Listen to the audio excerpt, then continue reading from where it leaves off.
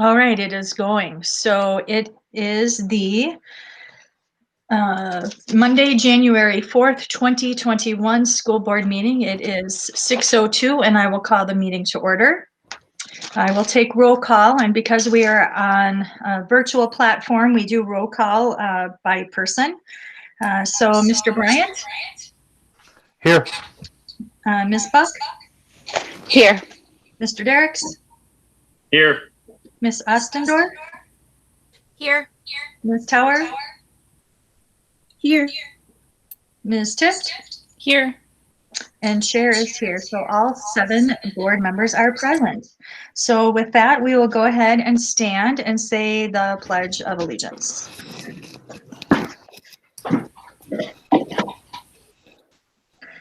I pledge allegiance to the flag of the United States of America and to the republic for which it stands, one nation, under God, indivisible, with liberty and justice for all.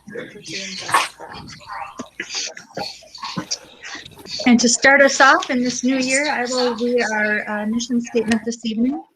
The mission of the Red Wing Public Schools is to educate and inspire all students as they realize their full potential and become respectful, responsible, and productive citizens. All right, the meeting agenda has been posted. Are there any changes or additions to the agenda? No recommended changes. Motion to approve. All right, motion made by Jim. Do I have a second? Second. By? Yes, Sorry, it was me. I can't talk well, but it's Holly. Okay, Holly, thank you. So motion made by Jim, seconded by Holly. Any other discussion?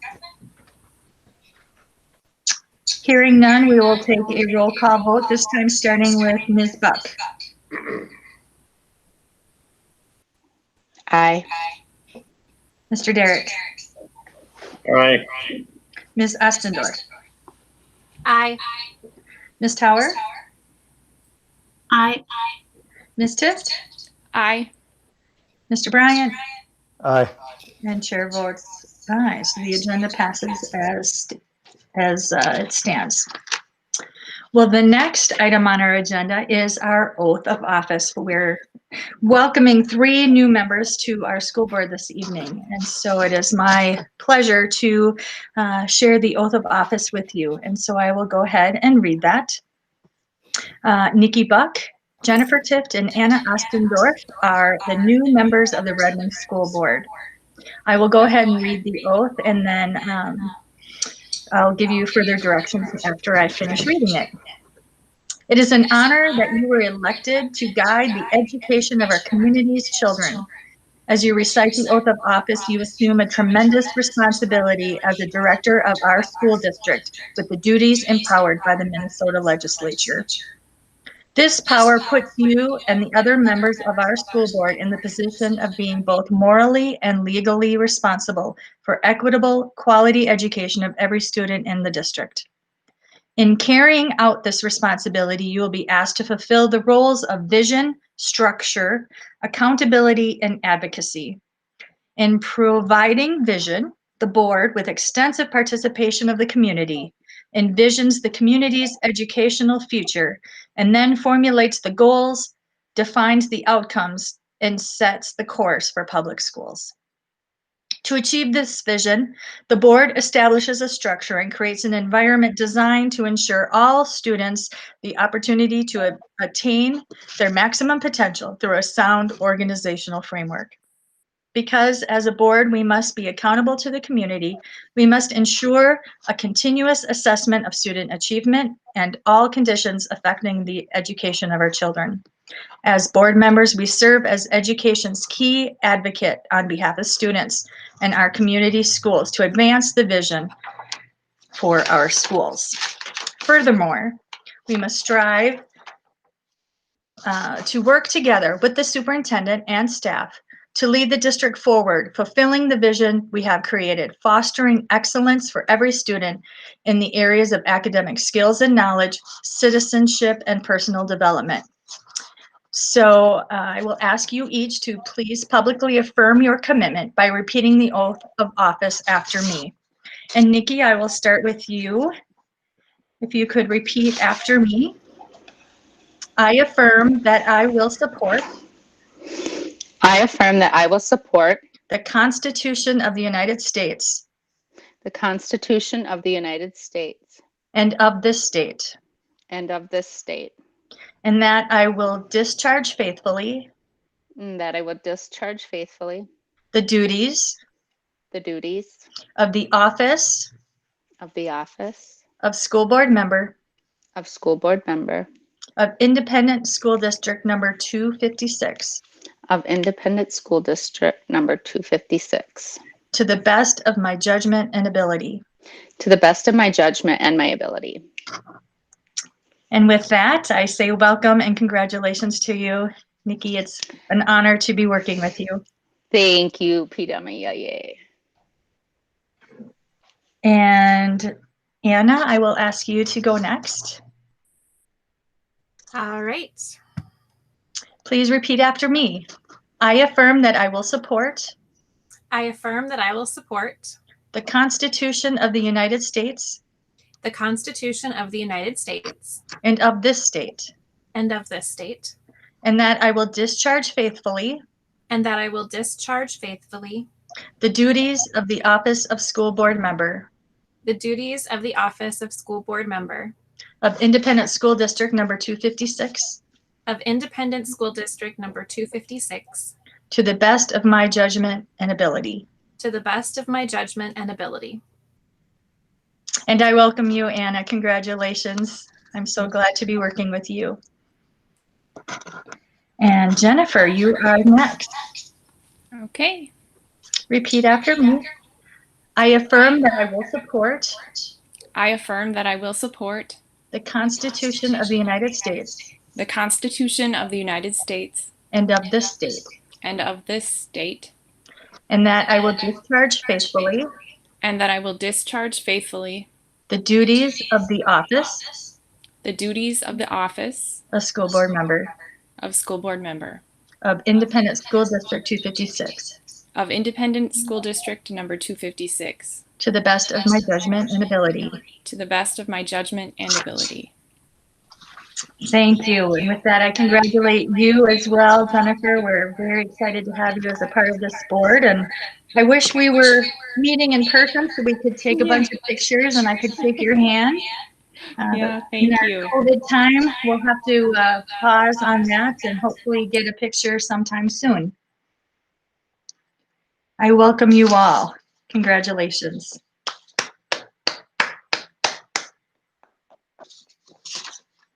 The next item on our agenda this evening is the election of officers. So right now I will look for nominations for chair of the school board. I would like to nominate Jim Bryant for chair of the school board. Jim Bryant, nominated by Holly Tower. Any other nominations at this time? I would like to nominate Pam Rowe. Amro, nominated by Arlen Derricks. Any other nominations? Any other nominations? Any other nominations?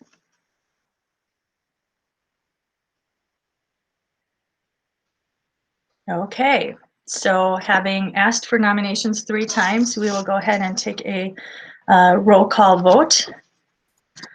Starting with Mr. Bryant as chair. We will vote on Mr. Bryant as chair.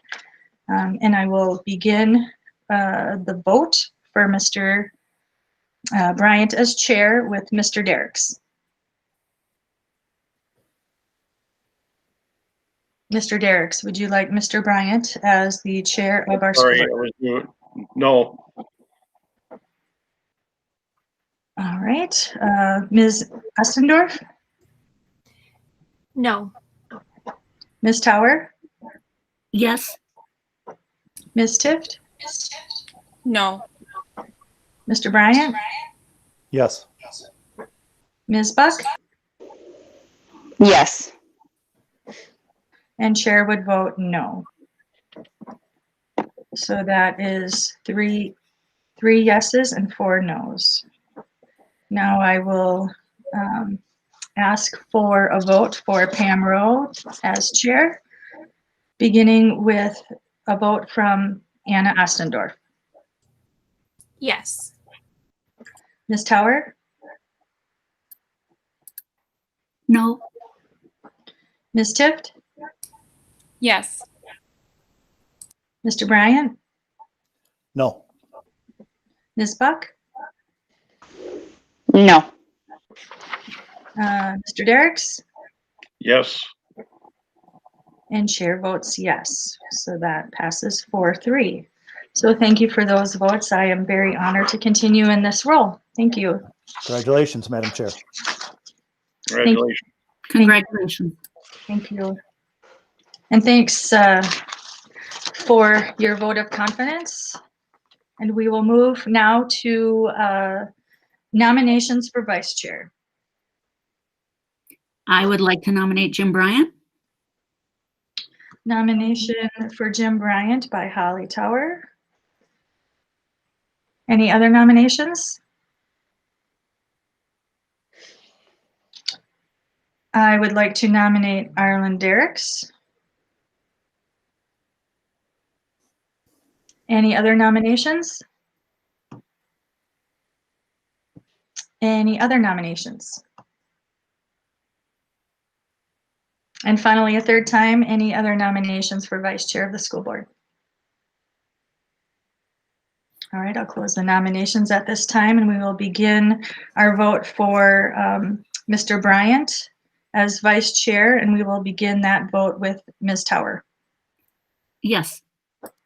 Ms. Tift, Yes. Mr. Bryant, Yes. Ms. Buck, No. Mr. Derricks,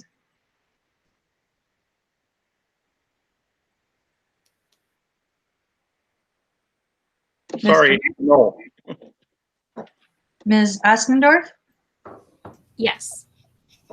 and chair votes no, but that will pass 4-3. With that, do we continue on with voting for Mr. Derricks? I need a clarification on that point of order. Yeah, usually we, do things very differently when we're in person. I think since Arlen's name was recommended, I think we should go through with it just to finalize things. Okay, that sounds right. All right, so we'll vote right now for Vice Chair Arlen Derricks. We'll start that vote with Jennifer Tift. No. Mr. Bryant, No. Ms. Buck, Yes. Mr. Derricks, yes, Ms. Ostendorf, No. Ms. Tower, No. and chair votes yes. So congratulations to Mr. Bryant for vice chair. congratulations, Jim. Thank you very much for everybody for Thank you, Jim. casting confidence in me. I appreciate it. Thank you. Next would be the office of clerk. And I will open that up for nominations. I would like to nominate Jennifer Tift. All right, any other nominations? Any other nominations? A final call for nominations for the clerk of the school board. All right, I will close those nominations and we will begin that vote for Jennifer Tift, starting with Mr. Bryant. I will vote yes, but I think we could just make a motion to cast unanimous ballot for Jennifer Tiff since she's the only one. So I will do that. All right, so Point of order, can you help me out? We can just move on then? Actually, what we'll need is a second for that motion, and then we'll still need a roll call vote. Arlen will second. All right, motion made by Jim and seconded by Arlen for a unanimous vote. So we'll start with Mr. Bryant since we have to do a roll call vote. Aye. Ms. Buck, Aye. Mr. Derricks, Aye. Ms. Ostendorf, Aye. Ms. Tower, Aye. Ms. Tist, Aye. and chair votes aye. Unanimous, 7-0. Now we need a treasurer. Madam Chair, I'll nominate Holly Tower. All right. Do I have any other nominations? Any other nominations? And I'll call for any other nominations for treasurer. I move we stop nominations and cast a unanimous ballot for Holly Tower as treasurer of Red Wing School District 256. Do I have a second? I second. Is that Nikki? Yes, sorry. Thank you. Nope, that's okay. All right, we have to do a roll call vote and we'll start with you, Ms. Buck. Aye. Mr. Derricks, Aye. Ms. Ostendorf, Aye. Ms. Tower, Aye. Ms. Tift, Aye. Mr. Bryant, Aye. and chair votes aye. So 7-0. Holly is the treasurer. Congratulations. Congratulations, Holly. Congratulations, Jennifer, too. Mhm. Absolutely. All right, moving on. The next item on our agenda is the education plan, which we always put in the board packet. So especially for our 3 new members this evening, we always put that in there as a reference that goes right back to what our strategic plan was, what our goals are in the district and our mission and vision for our district. Next on the agenda is recognitions and upcoming events. Does anybody have anything they'd like to share at this time?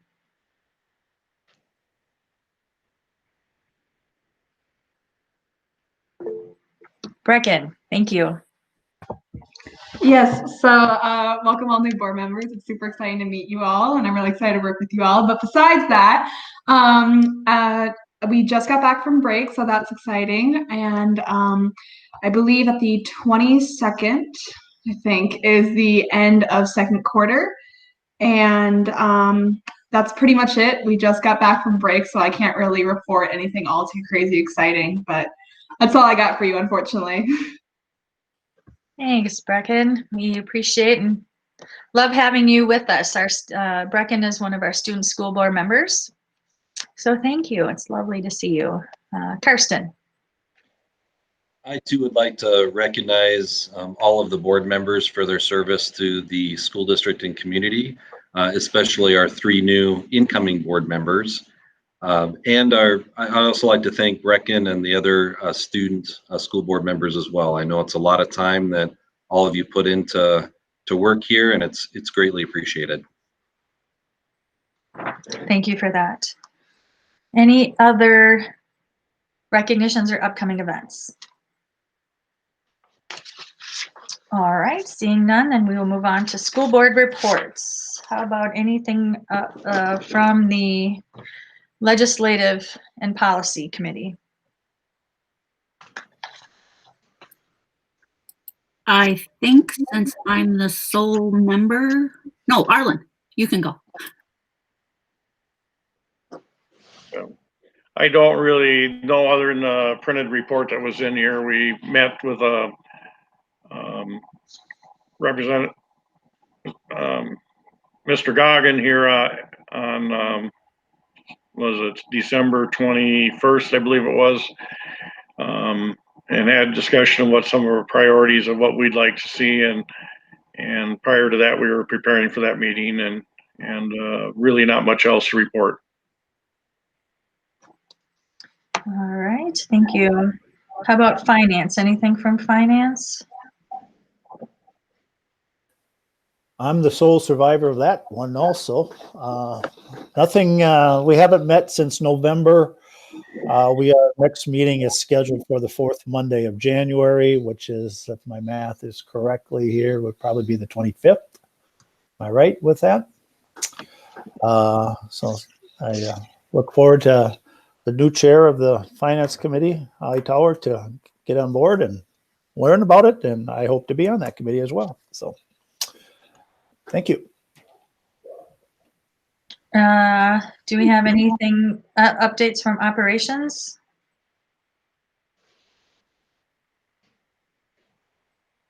Nothing updated? I don't think we had anything since early December.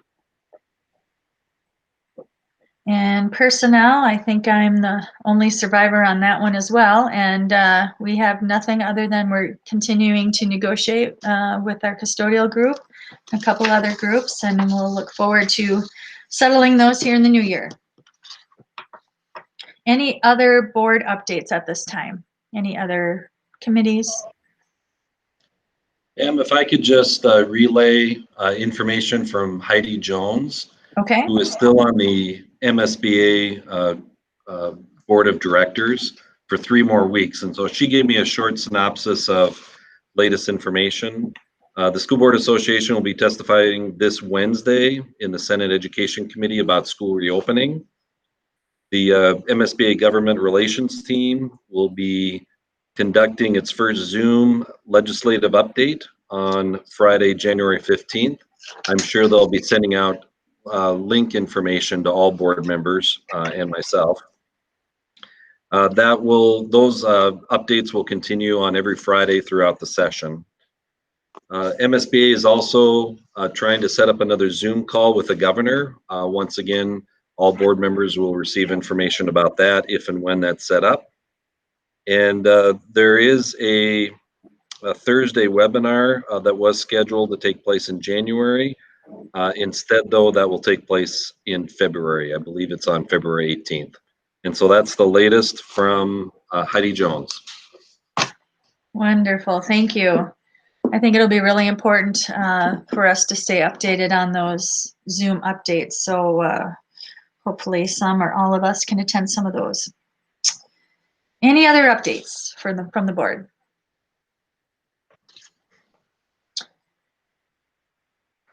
And you know what? I'm remiss. I missed public comment as an agenda item right before school board reports, but we have no public comment that I have received. Superintendent Anderson, do you have any? I did not receive any either. Okay. So I apologize for that. I totally missed that. So we have school board reports, and then we have administrative reports. I'll turn that over to you, Superintendent Anderson. Certainly since December 21st, our primary objective has been to determine whether or not we can follow through with our plan on reopening. So I'll cover that later in the meeting during that topic. Sounds good. Anything else? That's it for me. Okay, then we can move on to the consent agenda. Does anybody have anything that they would like to pull from the consent agenda? You know, I know this is going to seem a bit odd, but I'd like to pull item 3. All right. Anything else? All right, then I'm looking for a motion to approve the consent agenda minus number 3. Motion to approve the consent agenda minus motion 3. Motion, Minus number 3. yes. Motion made by Holly. Do I have a second? Anna, second. Thank you. Any discussion? Just a question, maybe. Yes. How can we pull number 3 and still vote on number 2? Yeah, that's a good question, Jim. Really, my purpose for pulling number 3 was just to thank Al for his full-time service to the school district. Okay, all right. There had to be a reason, so I didn't have it. So Right. All right, the motion on the floor is to approve the consent agenda minus number 3. Motion made by Holly, seconded by Anna. We'll go ahead and take a roll call vote, starting with Mr. Derricks. Aye. Ms. Ostendorf. Aye. Ms. Tower. Aye. Ms. Tift. Aye. Mr. Bryant. Aye.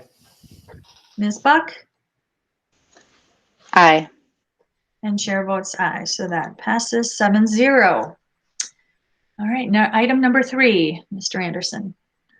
Yeah, I think I can speak on behalf of everyone at the meeting to thank Al Hartnick for his 42 years of full-time custodial service of the school district. We all know him, we appreciate him, and we're very sad to see him go. I don't know how many times I'd wake up in the middle of the night, and instead of doing something around the house, I'd drive into the school to do some work, and it might be at 4:30 in the morning, and sure enough, Al Hartnick was already here. Had set off or had turned off the alarm, and we all know how much work and dedication he gave the school district. So thank you, Al Hartnick. On a positive side, though, as consistent with our budget plan for this year, we did also just hire back Al to work half-time for up to 5 years. And so that's kind of part of a phased retirement program. And so we're thrilled to have someone like Al Hartnick who's going to keep working for us part-time. Thank you, Superintendent Anderson. So with that, I will look for a motion to approve number 3. So moved. Motion made by Jim. Need a second? Jennifer will second. Thank you. Any other discussion? I'll just echo the superintendent's comments. Al's been a dedicated employee for 40-some years. He's a friend. He's started down at the high school, the old high school down on downtown, and made the big move up on top of the hill in the late 90s. And he's just been a fixture. So we want to thank him very much for his dedication and determination, and the fact that he went above and beyond sometimes to get the job done. So he's a wonderful asset. Yes, and I'm very glad we don't have to say a complete goodbye to him, because if anyone knows Al, you know that he's the heart of this school district. So congratulations on your retirement, Al, and we're super glad that you can stay on with us for a while. All right, so the motion is made by Jim, seconded by Jennifer. Any other discussion? Seeing none, then we'll approve number 3, starting with Anna Ostendorf. Aye. Ms. Tower. Aye. Ms. Tips. Aye. Mr. Bryant. Aye. Ms. Buck. Aye. Mr. Derricks. Aye. And chair votes aye. So number 3 passes. Thank you. All right, up next is our return to school plan. Superintendent Anderson.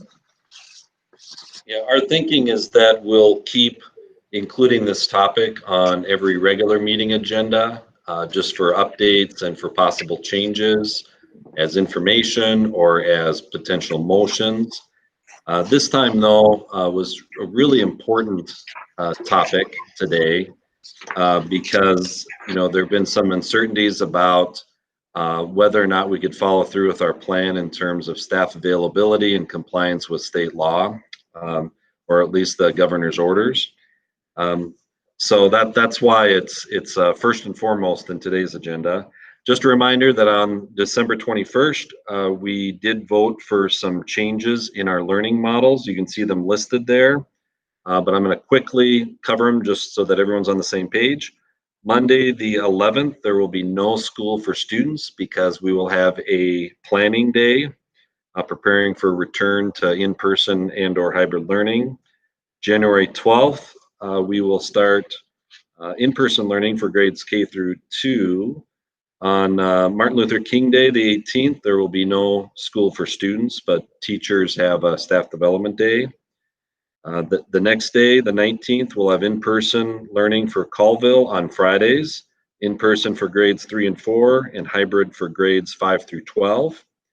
And then on the 21st, we'll have the first semester online only students returning to school if they've chosen to do so. So that's the plan that we approved on December 21st. Two big concerns that we are addressing. First has to do with staffing. So I did invite Amy French to give us a quick update as far as where we are with staffing letters or staffing needs, and then I'll go to the next phase after that. Good evening, everybody. Happy New Year. Welcome to the new school board members. I'm just going to quick recap kind of where we're at. I just also want to stress that right now our staffing is very fluid, depending on accommodations and that kind of thing that come in. This is what I know today. The really good news is that late this afternoon, we have all of our perm teacher subs filled. So we have 2 at each location, 1 at Jefferson. So that was really good news. That came in about a half an hour ago. Our last one was filled. We have filled our last remaining custodial position, which was a floater. So that one's now closed. We are conducting interviews this week for our 6 open gen ed para positions. We do have sped para positions open. They are posted, and I'm working with TOC on finding subs for some of those. And I'm also requesting everyone to continue the conversations throughout the community that you have with people on our need for sped paras. And I'll be working closely with Sonia Smith to do some a staffing plan with her. I also wanted to kind of go over, this is not for sure an all-encompassing list of the things that we've been doing to recruit, but we have been using social media. You might have seen some of our Facebook postings or other social media out there doing community outreach, United Way, that kind of thing. We also posted our need for substitutes out to Handshake. We reached 17 colleges throughout the Midwest, and I actually sent out over 200 individual emails to candidates who met the requirements of a sub position that we were looking for. Unleashed Consultants I've been working with to post job vacancies, and we were part of the Work in Red Wing promotion, and I got stats this afternoon on that, which are kind of interesting. The Facebook video ad, which was included in part of their promotion, reached a demographic of a 50-mile radius. And that reached over 18,000 people with 703 clicks on the site, which generated quite a bit of interest for us. So that was a positive. TOC created a web alert so that anytime anybody logged into TOC, an alert came up right away that flashed at them, letting them know of our needs so that we were front and center. And they've been actually also reaching out to individuals in the Metro and Rochester areas also. And then finally, I just want to continue to encourage people to reach out to the community members that you know, have conversations with people. I've been running into people at Target and having conversations about our needs, and that's one of the great ways we're going to get it out there. So I would encourage everybody to keep doing that, but right now we're in good shape today. Does anybody have any questions? There are 3 names, Jim, Holly, and Anna. So I don't know if this is the appropriate time to ask your question, Jim, or make a comment. Mine's more of a comment.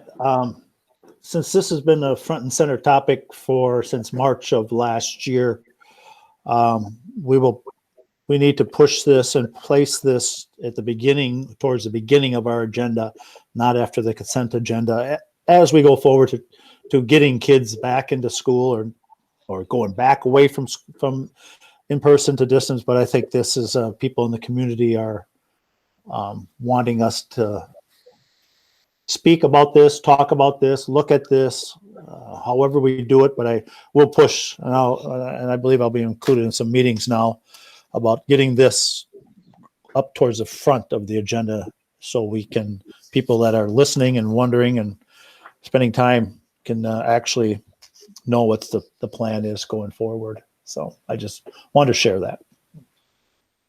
Thank you, Jim. Holly, you were next in the queue.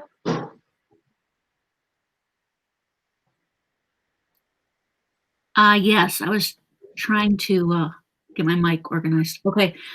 I know that there was lengthy conversations about this right before the holiday break, and I appreciate everybody's time on it. And I know I wasn't able to attend. My one question I have is, were all families notified of the steps along the way during the times that they should have been notified? That question's more to Karsten. I know that you have to send emails out to families per the governor's and to staff, and I still hear people are confused. So I just want to make sure, and I really appreciated your update in the board packet about what steps you did take. So maybe you want to outline that a little bit or share that with people so people are aware of how you did communicate this, or if we missed a step. And I can certainly respond to that question. It's kind of part of a larger discussion, and so I'm wondering if Pam is okay with it, if maybe Anna could ask her question, and then I can, as we talk about the next phase of this, I can answer Holly's question and possibly Anna's question. I'm totally fine. Yep. Okay, great. Anna. And you might end up covering part of this as well, but I have concerns and questions about the logistics of starting back next Tuesday, like what the numbers currently are. And then I had some conversations with teachers and EAs who, have some concerns about themselves, like if they end up needing to quarantine or if they end up with COVID and need to take the time off, that they don't have enough sick time accrued necessarily to cover 2 weeks. And it looks like the federal funding for that has run out. So that's one of my questions, is kind of what we have in place for our staff if they need to quarantine, because we know that fortunately COVID is not affecting the kids as much, but they're not in the building alone. So, what the plans are in place for the adults. That's my question. And I think Anna's question is directly related to staffing. So maybe I'll answer that one right away. As Anna said, at least the latest I know about, the COVID leave was available through December 31st, but now it's not available as of January 1st, unless there was something that changed just recently at the federal level. So that does limit options for our staff members in terms of taking leave if they have COVID or if they're quarantined because of a potential COVID exposure. As a result, our staff members would need to take sick leave or personal leave. Some employees earn vacation, so I suppose that's an option too. And then ultimately unpaid leave if that's necessary. So unfortunately, we don't have that the federal requirement for those additional days. In terms of planning, I think that really gets back to what Amy presented. We want to make sure that we have enough staff members to fill our positions, as well as enough substitutes to cover for teachers, our general ed paras, our special education paras, because those are the people who are working directly with students on a daily basis. So we need to make sure that we have enough staff members and substitutes available. Did I answer all of your questions, Anna, or did I miss something? I think you might still be covering what our COVID numbers are currently and kind of where they fall, because this plan was established a couple of weeks ago. And of course, things change constantly with COVID. Sure. Yeah, in fact, why don't I cover that now, and then I'll talk about issues related to Holly's question. So if you can see the we added as an extra just a few minutes ago. So if you go on to the school board agenda website, you can see, the term extras. Click on that, and there should be a report called COVID data with today's date.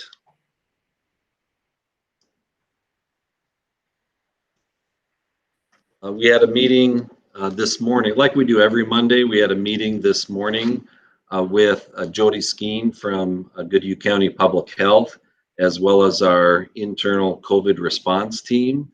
So they give kind of the latest information that they have to provide. You can see that on that report, December 10th had the highest projected COVID rates at 139, or actually about 140. It has generally gone down since then. The projected county COVID rates that will be announced on January 14th, well, they're projected to be 71.92. So that's down considerably from the high on December 10th. So that's kind of the overall county COVID rates that the state really focused on, especially in August and September. At least the rates have stabilized for our county, which is good news. You can also see that the county positivity rates overall since the beginning of the COVID stretch are now at 5.9%. From the week of December 13th to December 19th, it's 6.3%. So that's gone down again since early December. The city rates, we had 155 people over the 2-week period from the Red Wing zip code who have COVID. The number is down, but our percentage of cases in the county, have gone up. And of course, that's some of those numbers are really tough to target or to fully understand because you have 2-week periods and 1-week periods and those kinds of things. Also, you can see the city COVID county or the city COVID rates for youth ages 5 through 19. And I want to emphasize that, that does include kids who are 18 or 19, which kind of skews the data a little bit because it would include kids coming back from college, as a freshman. So, we always have to keep that into account. But you can see that our numbers had gone down pretty significantly from a high of about 45 down to 9. But then that number has doubled, since that 9 figure was released. So the most recent reporting period, we have 18 kids who are ages 5 through 19 with COVID, and that covers for the period of December 20th through January 2nd. So I just got that number today from Goodhue County. So I think those are probably the most pertinent numbers in terms of city and county comparative data. And Carson, can I ask a question about that data, especially like the youth ages 5 to 19 within our county? That's not really broken down by, it could be 6 kids in Casson, 4 in Cannon Falls, 2 in Red Wing. We don't really know the specifics of that, do we? Yeah, on some weeks, the county does share specific information for each city in the county, and we use that to determine percentages. In this particular number, 18, does represent kids, students from ages 5 through 19 with a Red Wing zip code. So that would just be the Red Wing kids. But that includes the college kids or people who've graduated from high school, as well as kids attending other schools in our city, as well as our resident kids who may be attending school elsewhere. So it's their living their living arrangement, not necessarily where they go to school. So did you say some weeks that includes just our zip code, or is that every single number is our zip code? Yeah, every number that's given there would be the Red Wing zip code. And then when you see percentages, I was able to calculate the percentage of our kids versus all the kids in the county. So December 31st, we had 9 kids, which represented 31% of the cases in Goodhue County for kids ages 5 through 19. I didn't get that data today in our phone call, so I wasn't able to calculate a percentage. I gotcha. Thank you for explaining that.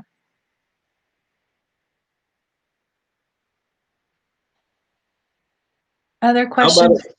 How about if I jump into the next section, which has to do with whether or not we're complying with the governor's orders. I think that's been the most important topic for me over the last couple of weeks, and it's related to Holly's question.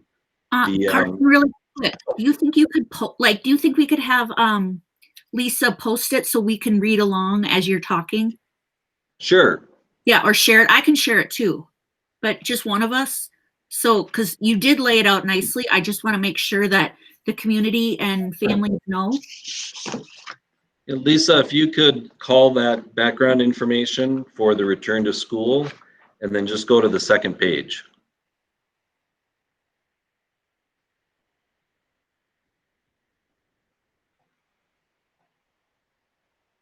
Hold on just a second. Sometimes Lisa multitasks, so let me just make sure that she could hear that. Be right back. I do have it. I'm pulling it up now. Thank you, Lisa. Thanks, Lisa.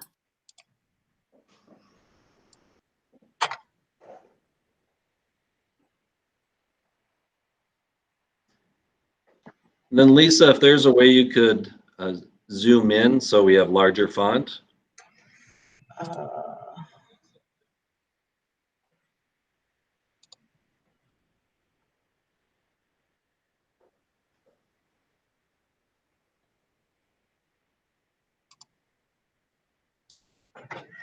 I'm not sure how to. Oh, wait a minute. Is it the plus sign here? Yeah. Okay. How far would you like it to go? Yeah. Thank you. Yeah.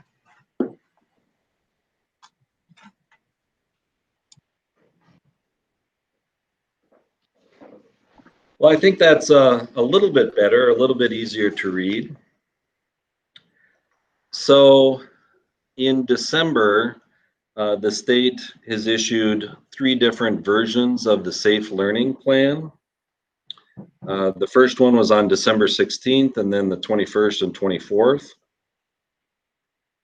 I will say that, there are a lot of things going on with COVID. It's complicated. There are varying circumstances throughout the state. A lot of tough decisions have to be made. So I am not going to fault the MDE or the state for making changes in these documents. It's a challenging circumstance. I will also add that there have been a lot of questions and concerns raised by superintendents throughout the state in terms of the verbiage in these particular plans. There have also been some different interpretations shared by individuals representing the MDE and other education groups. We typically use them as resources when we're trying to figure out or try to navigate through a lot of different policy related issues. And so there are a lot of discussions, different interpretations, throughout the state about what these plans mean. The school board in the end has to make tough decisions in terms of when to return to school and to determine if the approved plan is compliant with the Safe Learning Plan, or at least the latest version of state Safe Learning Plan. And that's no easy task when it's so complicated and there are different interpretations that are being shared throughout the state. Plus you're reviewing all this information through my filter, which complicates things even more because then it's kind of a decision making, a one-time remove. So I realize it's complicated for all of us, actually. So there are a couple of different aspects. The latest version of the Safe Learning Plan was dated December 24th. And I'm going to read this just because I think it's really important. It says that early learning programs in elementary schools that are not currently in an in-person or hybrid learning model or have not already announced their plans to implement those models cannot move to in-person or hybrid learning before January 18th. And this is an important thing to consider because our plan does call for students coming back on January 12th. Of course, that's before January 18th. So the question I think the school board needs to review is whether or not we made those decisions or announced our plans prior to December 24th, because that statement does say that are not currently in that model or have not already announced their plans. So again, this is the version dated December 24th. You can see that there are 4 different ways that we've been communicating with our community in terms of working with elementary kids. First, on November 5th, I'd emailed an e-learning plan to parents with a provision saying that we want to return to in-person learning as soon as possible. We'll be regularly monitoring COVID rates and trends, and the school board reserves the right to make decisions about learning models at any time. That's the first way we communicated. On December 7th, during the school board meeting, I indicated that a return to school plan would be presented to the school board on December 21st. Later during the discussion at that meeting, the school board did approve a motion. It was made by Jim and seconded by Janie, directing me to provide a detailed plan to bring students back to school in January. So, and I don't know if the actual motion included the date that the plan would be brought back to the school board, but I think it's a common assumption, a safe assumption to say that the school board's intent was for me to bring that back on the 21st, as I had promised earlier in the meeting. So that's the second part, that the return to school was communicated to parents. Then on December 21st, we did approve a return to school plan during a public live stream meeting. And then 2 days later, I did email a notice to parents outlining the return to school plan. I'd sent it using my all stakeholders email. So I believe that also it goes to parents as well as staff members. So those are the 4 ways that the return to school for elementary kids was communicated with our parents. Any questions about that part, or can I jump to the next section?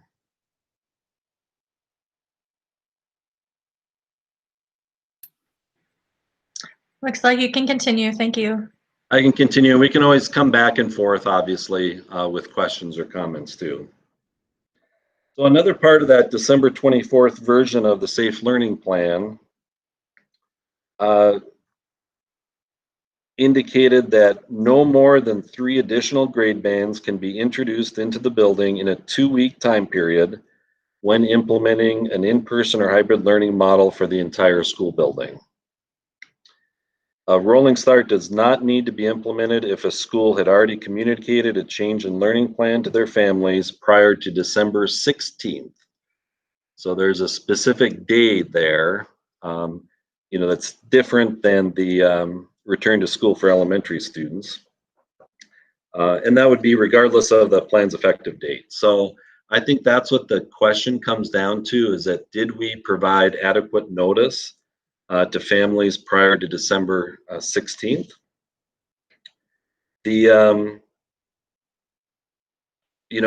As per the second item in the previous section, an announcement was made to parents prior to the December 16th deadline.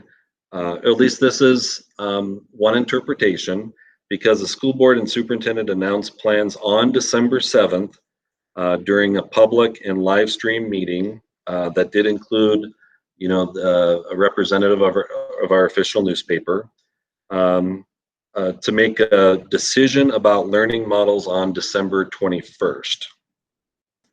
The specific plan, by the way, was not shared on December 7th, but there was that motion for me, or directing me, to bring back the specific plan on December 21st. There was,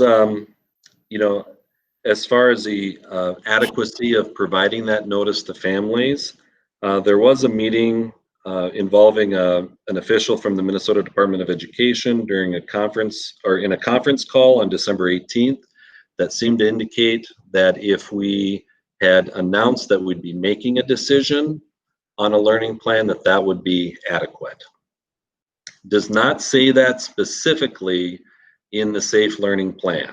I will tell you that, but that's the interpretation that that I and others had received in that conference call on December 18th. The earlier today, and we just posted this information on our, as an extra as well. You can see communications with families as an extra again.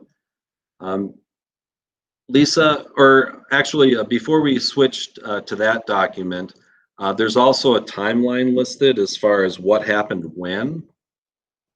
So I don't know if there are any questions about any of this so far, or if we can jump to that email correspondence with Heather Hirsch. Holly's name is in the queue, so I'll call on you right now, Holly. Thanks, Pam. Yeah, Carson, that was exactly what I was talking about, because I've heard from a few people who are confused about that piece. So like you said, as you interpret it that way, I understand what you're saying, and I also understand what they're saying. And I don't know, the reality or the facts or the truth lie somewhere in the middle. So I do appreciate you going over that. Yeah, or the facts or the truth lie somewhere in the middle as of a certain date. And then, the interpretations are changing or clarifications are changing. So, even quote unquote, the truth, has been changing with time. So, because different people have different interpretations. Yeah. And I see some heads nodding yes. I think we all kind of understand. Complicated, if somebody didn't catch the meeting and then they hear from somebody that caught the meeting, but they didn't interpret it the way somebody else interpreted it. So then all kinds of messages get out to people. I wish it was like 1 o'clock Wednesday where the siren goes off and then everybody looks at a message from the schools, right? Right. We all know what 1 o'clock Wednesday is in Red Wing, so let's read the updates, but it doesn't work that way. But it would be nice to have a systematic format that most people, and I know that you do communicate, so I'm not saying that you don't. Yeah, and but to further complicate things, Holly, is that what I have issued to parents is that it's a tentative plan that is subject to change. And so I've had a lot of questions from people about, well, when is the final decision going to be made? Who's doing what when?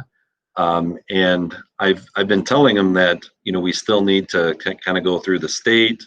The board meeting would be tonight. But hopefully sometime this week we'll be able to issue something to the community, kind of quote unquote finalizing the plan. So it's been very frustrating throughout.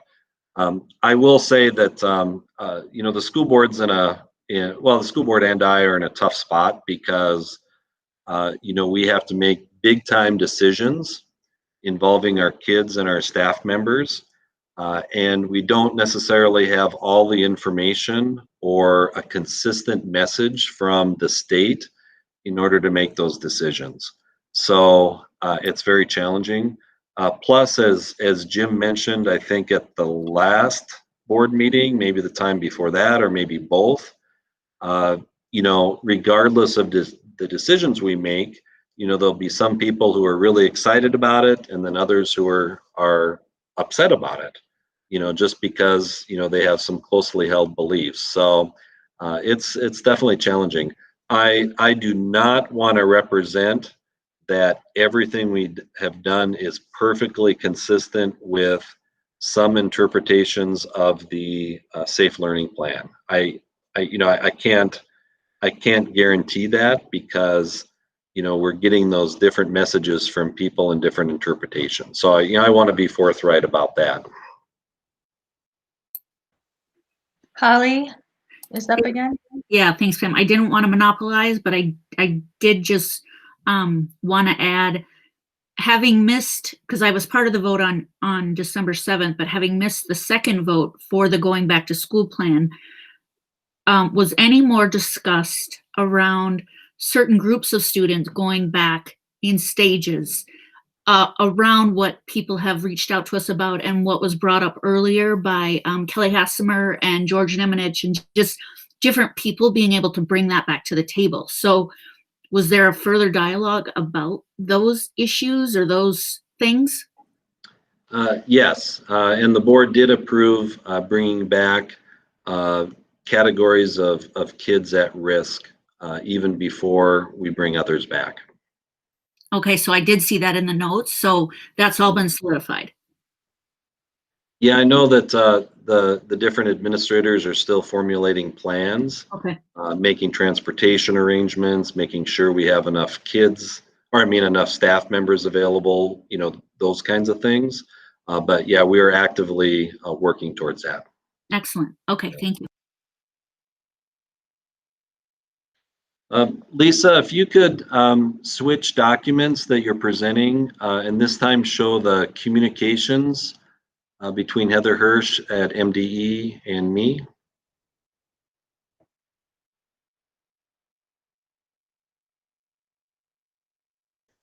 This information is listed as an extra on the school board agenda website, but I think it's probably better if we can all see it together, because then people in the public don't have to juggle between two different computers or two different documents. So Lisa will call that up.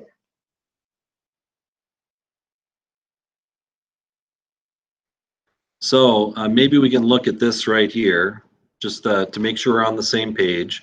And by the way, this is really important to me because I do not have an interest in willfully defying a governor's order or state law or anything like that. I really want us to do the right thing.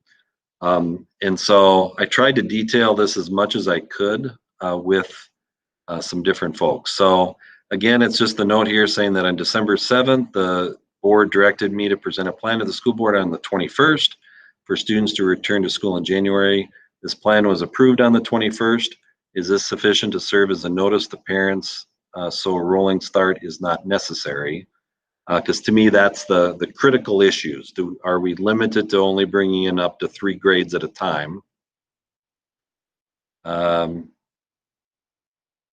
Let's see, if we scroll down a little bit, Lisa, we talk a little bit about having the consult tomorrow, and then scroll down a little bit more,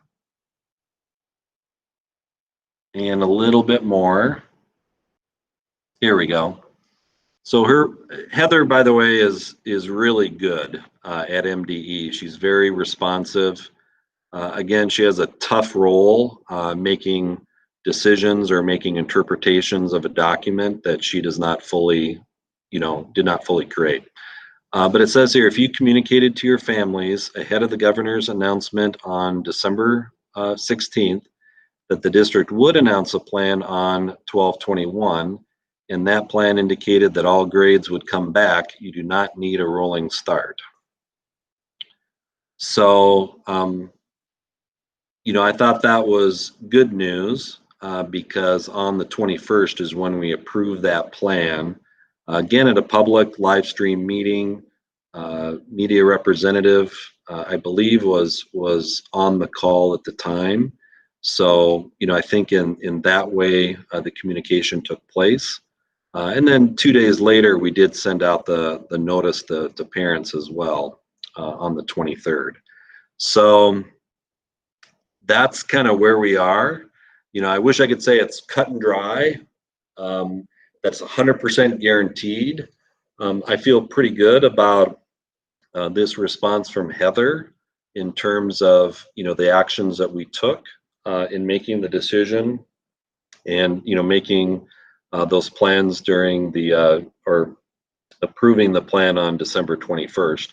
There could be different interpretations, I will tell you that. But at least right now, that's kind of the situation where we're at.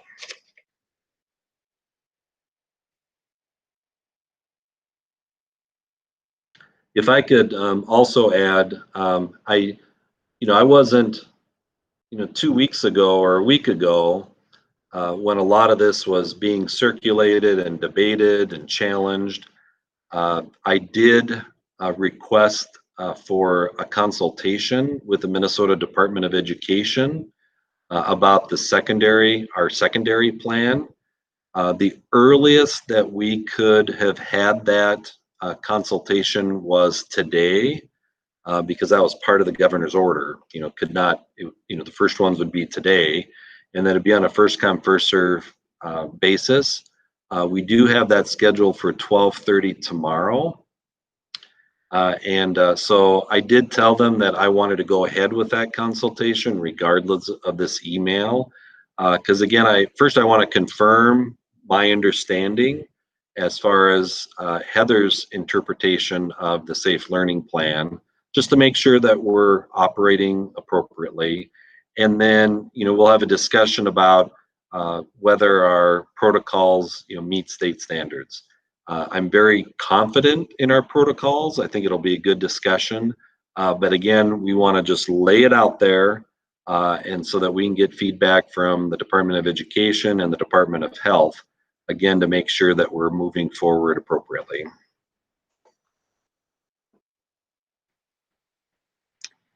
Any questions on what Superintendent Anderson has laid out for us? That's a lot of information, but very thorough. Thank you for that. My intention was to invite the board chair and the vice chair to the consultation tomorrow. It's a virtual consultation. Again, it starts at 12:30. Pam and Jim, would you be available to participate? Yes, I'm available. Yes, just send me the link. All right. I'll do that during the meeting today, just to make sure that gets done. It's so important that I want to make sure I have other ears and eyes and voices as part of the call. Okay, it sounds good. Now, the recommendation was to possibly have a special meeting this Thursday, in case the answer was no, or the question was unknown.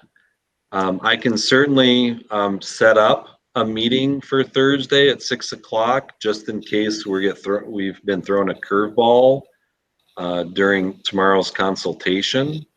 But without the curveball, my assumption, unless you want to go ahead with it anyway, would be to cancel that special session. Any feelings or opinions about that, or anything else with return to school plan?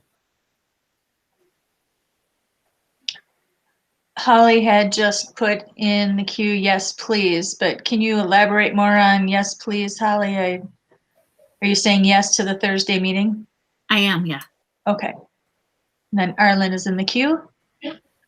Yeah, I guess the question really comes down to, do we want to continue to follow this plan that was put out in December? I know I made the motion because I wanted to see us get our kids back in school. I want to do it safely with good numbers. I was hoping to see lower numbers than what we are seeing right now, but I am pleased that they aren't higher than what they are. And now we have 3 new board members here too that are in on this decision. I guess the question really comes, do we want to proceed with this plan or don't we want to proceed with this plan? And so I don't know how to go about it, if this is the time to ask that question or not. And then I do want to say, if we do end up going back with a back to school plan, I've had a lot of phone calls come in that are staff saying that staff and students are not wearing their mask, or or not wearing them the way they should be in the buildings. And I want to know, if we do put our kids back in school and our staff is there, what are we going to do to enforce the masking rule so we can keep our employees and our students safe?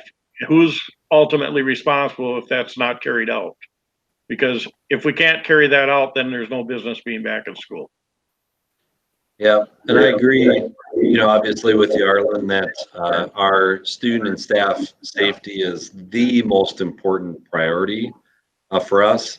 And that includes following social distancing guidelines, washing hands, wearing masks in the appropriate way. And we have had to deal with some instances when it's been reported that students and or staff were not wearing them appropriately. Our goal is to get that information in the hands of the staff member's immediate supervisor so that he or she can connect immediately with the staff members who are either accused of not wearing the mask appropriately or supervise kids who are not. And so that's the process we followed. I know that our building leaders and department heads are taking that seriously, but the first goal is to get that information in the hands of an immediate supervisor. Yeah, that's great, but what happens if it falls through the cracks? I don't want falling through the cracks on this masking issue. If we cannot put teeth into it, we're going to continue to have problems. And so we need to work. I mean, I don't want to be just crack down on anybody any old way, but if somebody refuses to, if a staff refuses to wear their mask, when are we going to make that determination that, and I don't know what the determination is, that they're not, obviously they're not in compliance, but what are the teeth in doing this? And if the students aren't doing this, I know we've said that they can go back to distance learning. How long or how much are we going to put up with until we actually enforce it? Yeah, I can say that we have had building leaders and department heads approach staff members as well as students in terms of compliance with mask initiatives. I know that's happened. Really, to answer your question though, Arlen, it really does depend on the circumstances. I'm making up this example, but if there's a staff member who comes out of the staff lounge, takes a couple steps in the hallway and then puts on his or her mask, you know, that should be treated very differently than a staff member who is willfully ignoring the initiative in a classroom setting with 12 kids, you know, for example. I think those are very different. You know, in some cases it's a conversation. Some cases it's a verbal or written warning, and in some cases it could become disciplinary in nature. It really depends on the circumstances.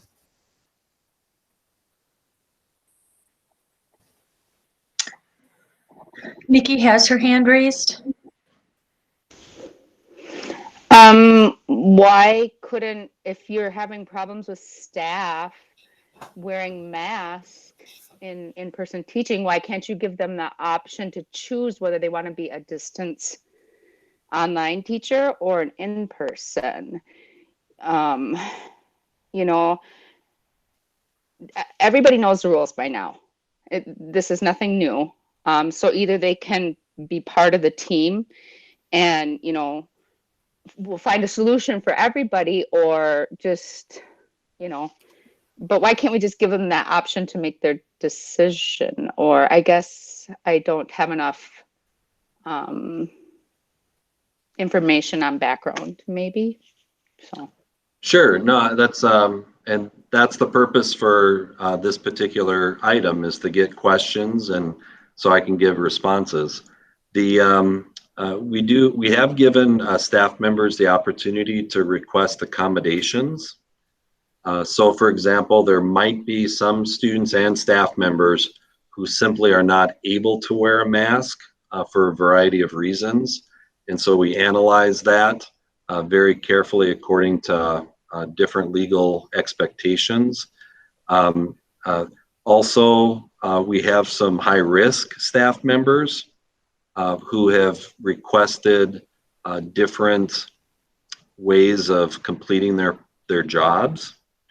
And again, we review each one of those on a case-by-case basis. We have granted some staff members the ability to work from home, for example, to teach a remote-only online class.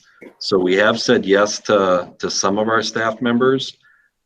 We've had other staff members who put in requests, and again, on a case-by-case basis, we consider possibilities as far as what we can do to accommodate or to address their concerns. And so we've taken quite a few steps there. The problem with giving staff members a choice as far as whether or not to wear masks or whether they work in person or remotely is that we would probably have too many staff members who would choose to work remotely, and we just would not have enough staff members to supervise kids in the building. So that's the reason we don't, let them choose if they want to wear masks or not, or choose where they want to work. They need to go through an iterative process through the accommodation request process. Sorry, that's a long-winded answer to your question, Nikki. I apologize for that. Other questions for the superintendent? Jennifer?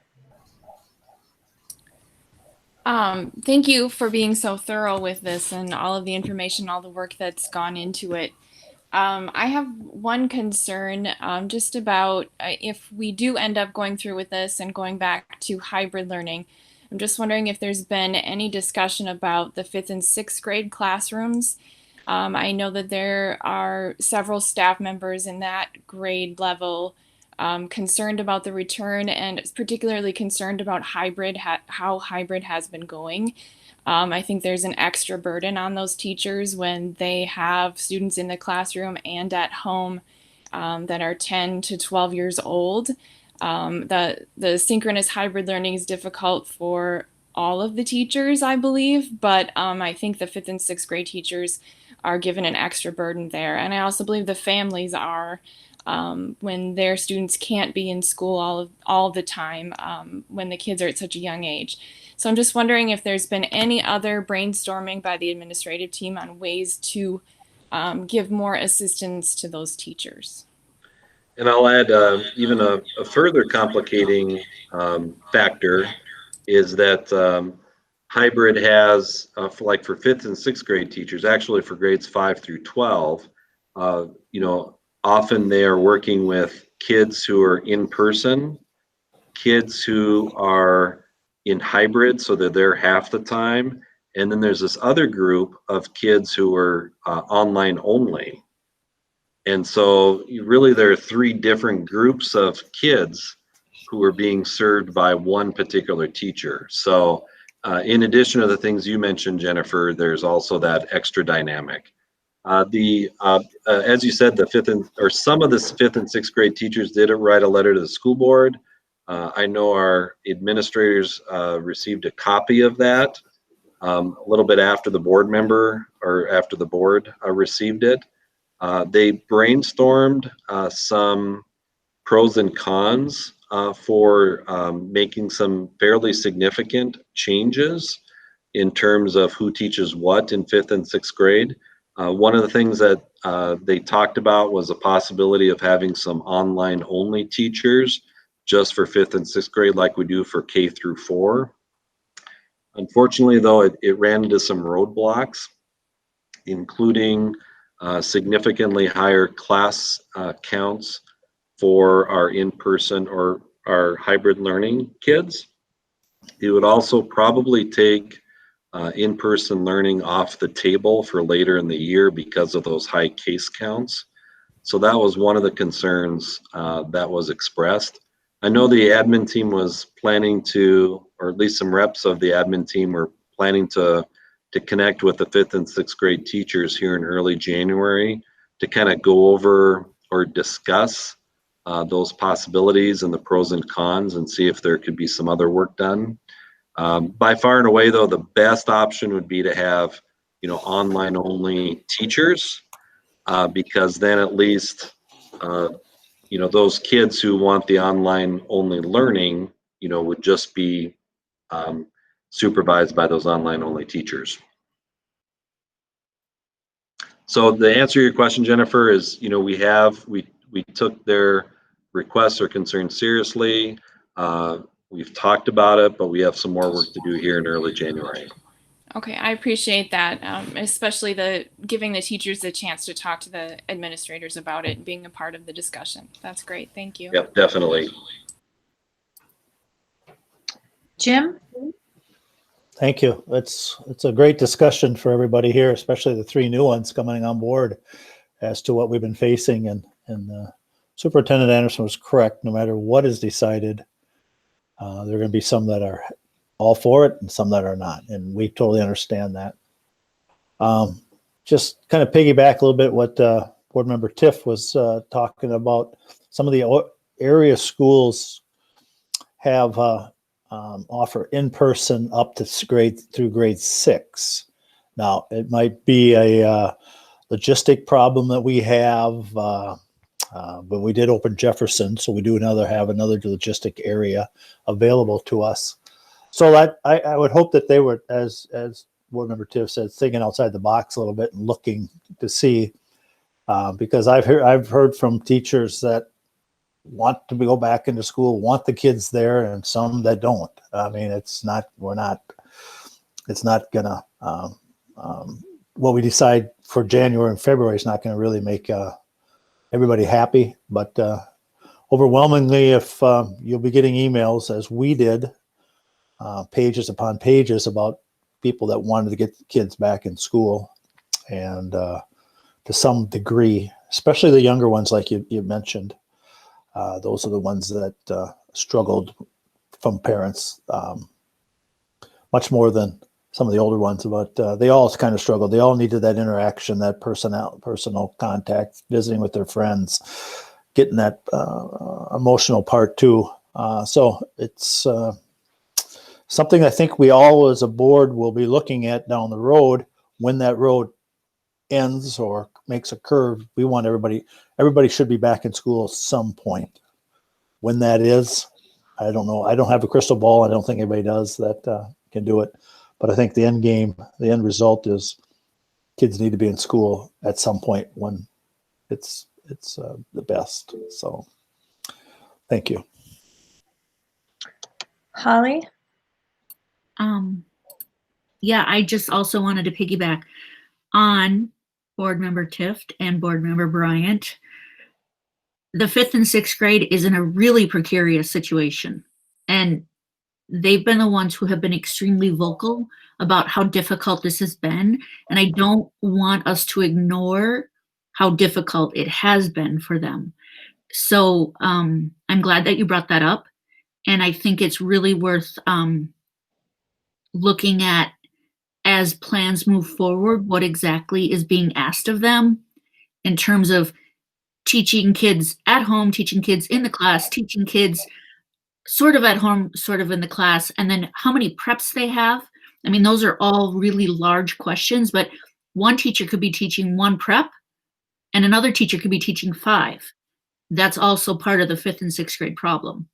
So, and a prep for people that don't teach, a prep is, reading, science, math, social studies, or whatever. And one teacher could just be teaching science 4 times a day to kids, but another teacher in those grade levels could be teaching all of those preps. And that's a big issue. So I'm really glad that you guys brought that up. Yeah, I will say I'm sorry, Anna's next, and then I'll provide some context. Go ahead, Anna. Yeah, so kind of back to what Arlen was saying, I think the question is whether or not we want to go forward with this plan right now, if these are the dates that we all feel comfortable with. And I absolutely agree that, we need to have the kids in school, but when that is the right time is, I think, the big difficult question.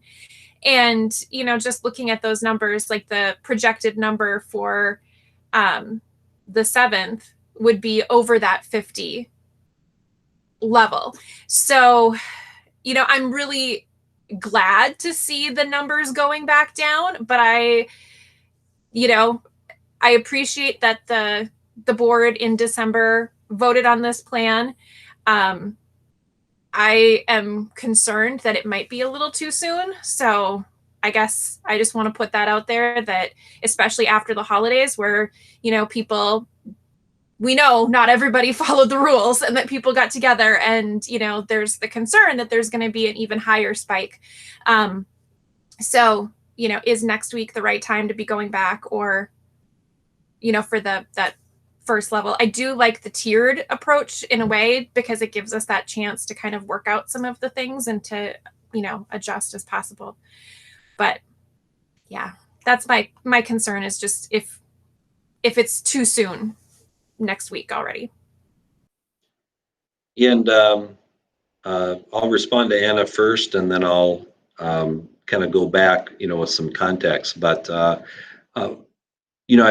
obviously we have a new board. We have updated information on at least a weekly basis. We have a lot of stuff going on, and so that's why I included this topic as a potential business topic where a motion could be made, in case there was something like that, or at least a special meeting could be set up, because that would give us 3 extra days to talk to people we know, to review information, to ask some tough questions of the admin team and me.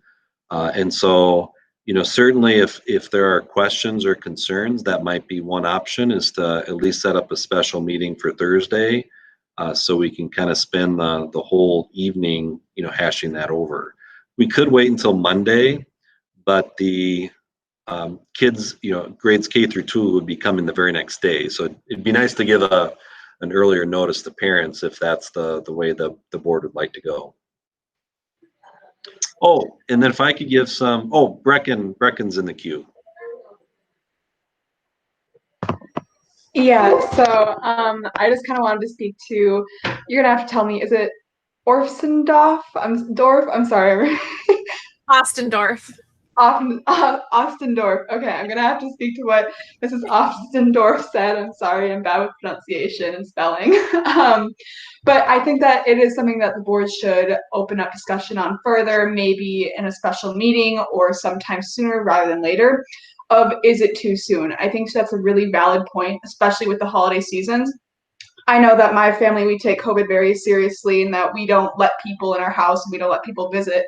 But even for us, one of my brothers came home from college, right? I mean, people are naturally coming home. And I think it would be very wise as a board to further discuss, do we wait off a week more, or do we allow the transition starting now? I think that's definitely something that should be considered and discussed about a little more in depth.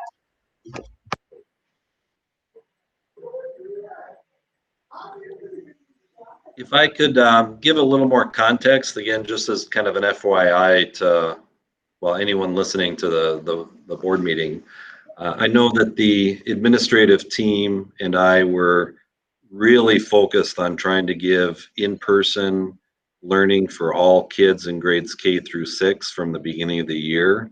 That was our initial goal. We ended up scaling back to K through 5 and then ultimately K through 4. We had a fear that we'd even have to go K through 2 or K through 3. The reason we scaled back is we did not have enough teachers and other staff members to provide in-person learning while following all the social distancing guidelines. And so in the end, that's why we ended up on grades K through 4. Ideally, we would bring back those 5th and 6th graders to an in-person model as soon as possible, because I think, generally, that is a better learning experience for nearly all of our kids. I don't think that could happen in January. but I certainly think it could be on our radar, sometime later this spring. That would really benefit those 5th and 6th grade teachers a lot.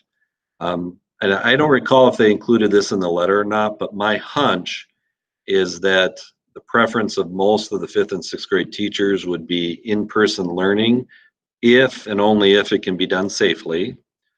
Their second option would be distance learning because then there's one mode of teaching and learning instead of 3. And then the third option would be hybrid learning because I think that's very challenging for any teacher in grades K through or 5 through 12, but in particular the younger kids for the reasons Holly said is that we have teachers who are teaching every subject to that group of kids, so there's that extra preparation time that's needed.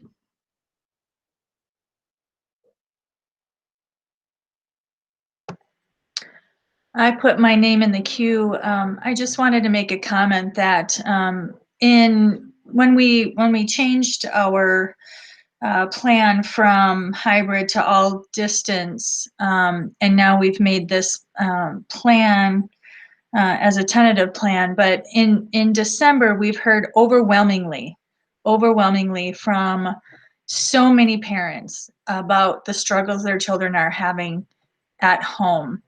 And I don't want to sound like I'm callous about COVID because I know it's real. I know people who've had it. I know people who are struggling with it. But we need to get our kids back in school. And I appreciate the plan that the superintendent and the administration have put together. I think it's wise in that we have a rolling start, if you will. I think that in the best interest of students, I think we need to make a move toward getting kids back in school. Starting in September, we knew that we would have to go maybe back and forth. And I don't love that because that's not great for kids. Kids need stability and routine, as do teachers, as do parents. And this is a plan that some parents are already banking on and have started to make arrangements. So if we're going to change it, we need to do it fast, and we can't keep putting this off. But my feeling is that we need to keep the plan in place that we have. We continue monitoring. We are well equipped to change it if we need to. And that I think we just have to keep the kids in focus and what is best for kids. And we know that kids in learning is important. And kids and families always have the option to keep their kids home. There's always the option to stay distant learning if that's the best for kids and their families. But for the kids who are home and are really struggling, I'll tell you, I've heard from so many families about how difficult it is. Kids are not engaged. Nobody's turning on their screens. They're barely scraping by. Many kids in high school, they're turning on their computers for attendance and then they're gone. They're not paying attention. So I think we've lost a lot of kids, and now is our chance to get them back in a slow, methodical, safe way. And I think we need to continue moving on that path. And Arlen is up, and then Jennifer. Thank you, Madam Chair. My concern more is how much we bring back, how fast. I think we need to get going right away as soon as we can with our at-risk students and special needs or whatever it might be in our kindergarten through second. I guess the question, I don't know, and I don't have the answer for the upper grades. I'm wondering if we're pushing a little bit too quick on them. I'm certainly open to dialogue if anybody wants to, but regardless, we know we want to get our kids in. They're going to get back to school. If I understand things right, there's still another meeting tomorrow that Carson's going to have with the state. Is that correct, Carson? Yeah, representatives from Goodhue County Public Health, the Minnesota Department of Education, and Minnesota Department of Health, as well as local, school officials. I'm really on board with the idea of a meeting on Thursday that is posted already, I believe, and I assume that votes could be taken at that meeting if anybody wanted to. But what I want to see, no matter what, is I want to plan what is the plan and how are we going to do it if we have to shut things down again. Last year, our problem was we were in school and we had the plan to shut things down, but people were concerned. Now we're concerned about the back to school plan, but somebody needs to give you, we all need to give you directive on what protocol would need to be done if something went the wrong way and how it's implemented, or if it's just total discretion. I just would like to see a presentation on that to us. I don't want to discuss it tonight, but somehow or other, somebody, without having to come to a school board meeting, I would hope could make the decision that we need to shut down if things are wrong. Thank you. Go ahead, Jennifer. I would echo what Arlen said. I appreciate the plan that we currently have that's been voted on. And I think it's important to get those at-risk kids back in the building as soon as possible, and K through 2, I think it's a good start. I would say that we need to make sure that it's monitored, that the numbers are continued to be monitored, and that we can make decisions quickly. And I appreciate how it's been done over the last couple of months, and I think that our admin team is capable of continuing that. And so I think making this decision now is okay, or on Thursday. I'm all for a meeting on Thursday. But also with the understanding that if the holiday numbers do increase as they are projected to, that we can make some changes as needed.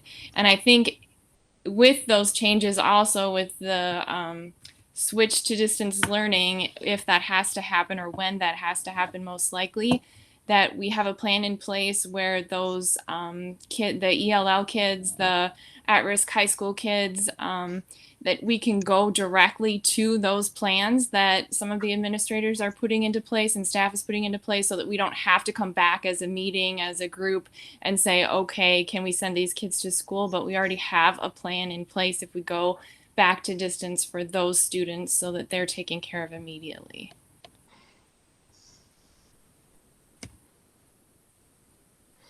I'm taking notes here, by the way, so I'll make sure that both Arlen's suggestions and Jennifer's are included.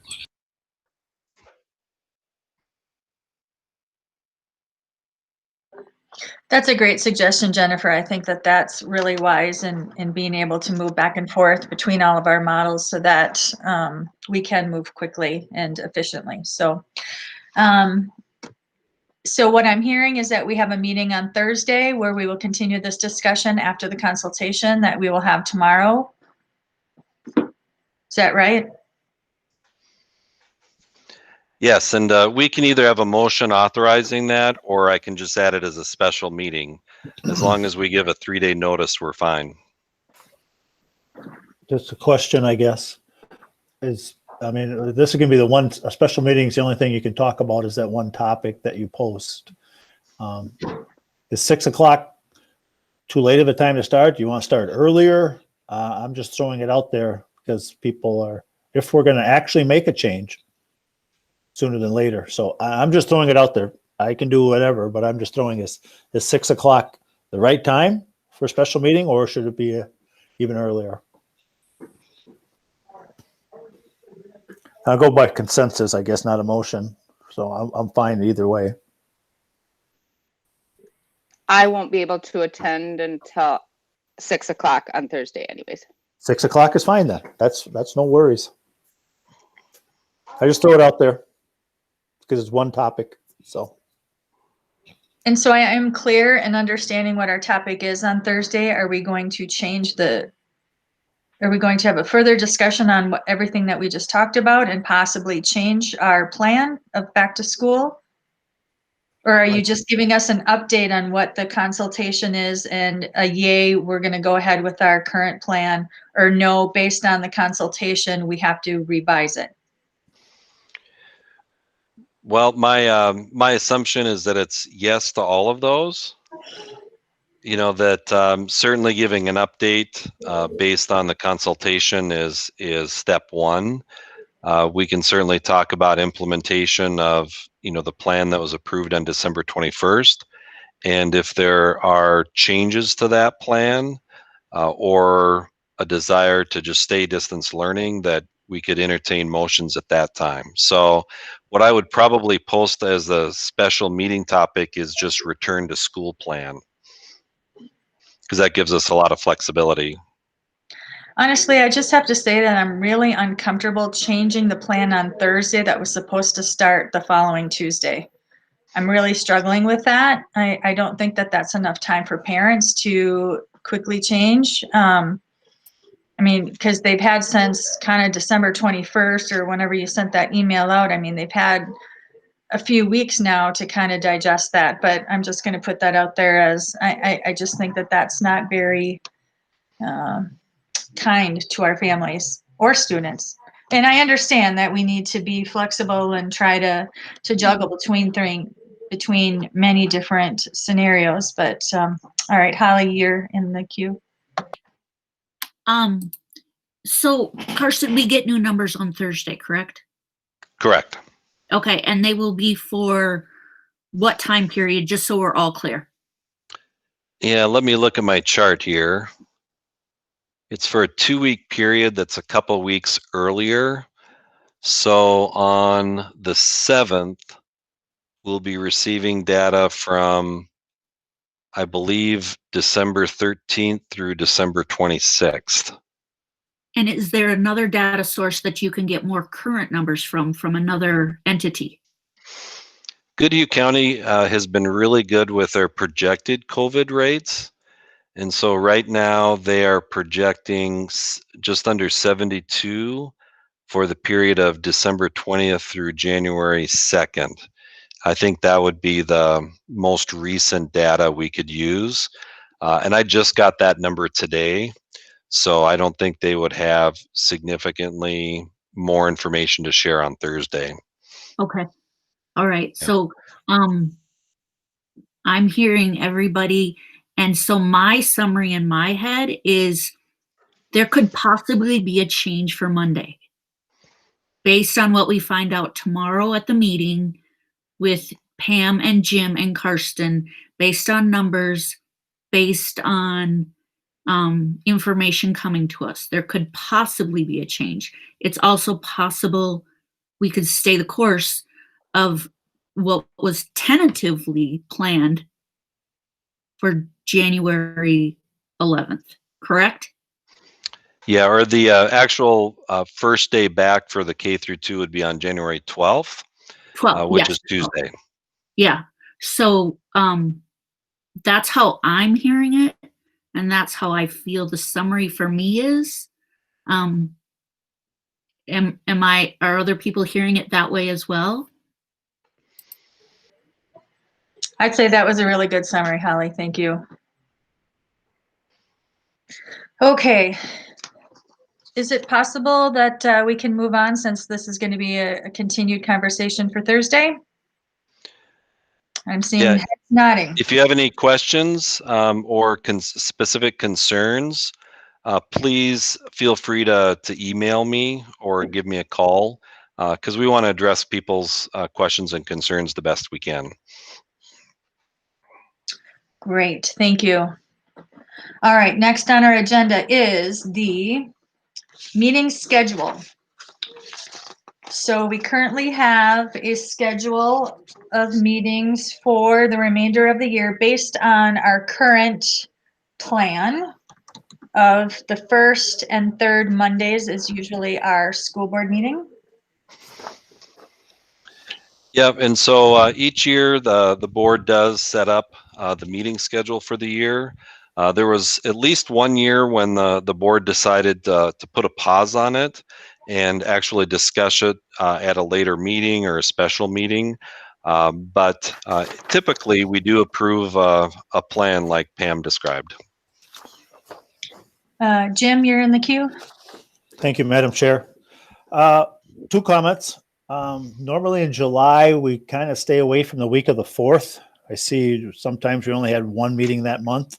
July 6th, which is right after the 4th of July holiday, it's kind of tough. I'd say we scrap that one for now. The other comment is three comments, excuse me. We currently have one scheduled for next Monday as well as this coming Thursday and next Monday, the 11th. And my last thing is we have them all listed currently for the calendar year 2021 to be virtual. And I think at some point, if it gets to be the point that if capital I, capital F, if we get back to school for everybody, we need to start meeting in person as well with social distancing, however we want to do it.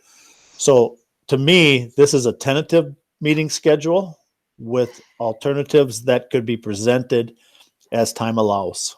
So those are my comments. I'll be happy to hear any comments or dialogue about that. Yeah. And if I could jump in and I agree with Jim's perspective. As the first meeting in July, I don't think any of us want to meet on the first Monday in July if we don't have to. So I just threw it on there just to see if the group wanted to keep that or not. In terms of the special meeting for Monday, I know that Pam, Marlin, and I had talked about the possibility of having an extended discussion about committee assignments and roles. And so that's why there's the suggestion to have that special meeting on that date. But we can decide that as we, later on in this meeting, we'll talk about committee assignments. So we could always set that special meeting up for the 11th if we so choose during that discussion item. And like Jim said, I think this is a tentative schedule that's subject to change, just as he described. I would say that what we can count on for sure is that the first Monday and the third Monday, the school board meetings at 6 p.m., we can pretty much count on those. Am I accurate in hearing that, Arlen? I mean, I think we need to make sure that we have those dates kind of set in stone, whether we meet virtually or not. And by the way, there are some exceptions. We cannot conduct a public meeting on Martin Luther King Day or President's Day. So that's why the January and February meetings are scheduled for Tuesday after the third Monday. Also, we have a spring break this year. And so in the past, board members have asked not to have a school board meeting during spring break. So there is a different dates suggested for March. But Pam, the key issue is when do we have most of our regular meetings? And that would be the first and third Mondays of the month. At least that's what we've done in the past. Right. And then we've added the very last Monday of the month, right? Or the fourth Monday, those are in there as workshop days. So this last year we've added workshops in that gives us an opportunity as a board to have no action is taken. We don't vote on anything, but we bring a topic that we can discuss to the table and just be able to more informally have some dialogue on different issues.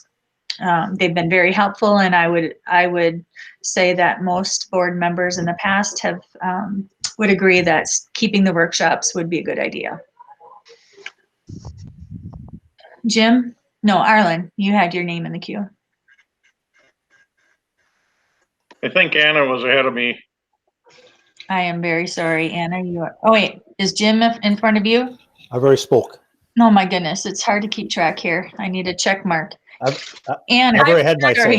I was actually just going to ask for clarification about that fourth Monday, and then I think I was going to go ahead and make the motion for it, but Arlen, I'll wait on that so that Arlen can say what he needs to say. Thanks, Anna. All right, I don't want to take your thunder away if you want to make the motion, but I just wanted to put it out there that this board decides when they meet, and we have a large turnover on the board, and maybe Monday nights are not good nights for some of you. Maybe 6 p.m. is not your preferred time. I really don't care. I'm good with it, but if the new board members think something should be different, they should speak up now rather than just assume that everybody has to do things because that's what we've done in the past. Thank you, Arlen. Are the new members okay with this, the Mondays at 6 o'clock? Lucky for Red Wing School District, my Mondays are free. Oh, good. It sounds like they'll be able to keep the Mondays. Awesome. So you want to make the motion? Yes, this is Anna. I will make a motion to approve the school board meeting schedule with the omission of Tuesday, July 6th. Thank you. Do I have a second? Second.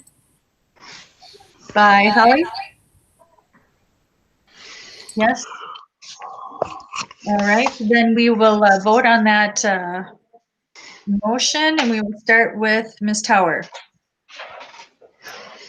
Yes. Ms. Tipp? Aye. Mr. Bryant? Aye. Ms. Buck? Aye. Mr. Derricks? Aye. Ms. Ostendorf? Aye.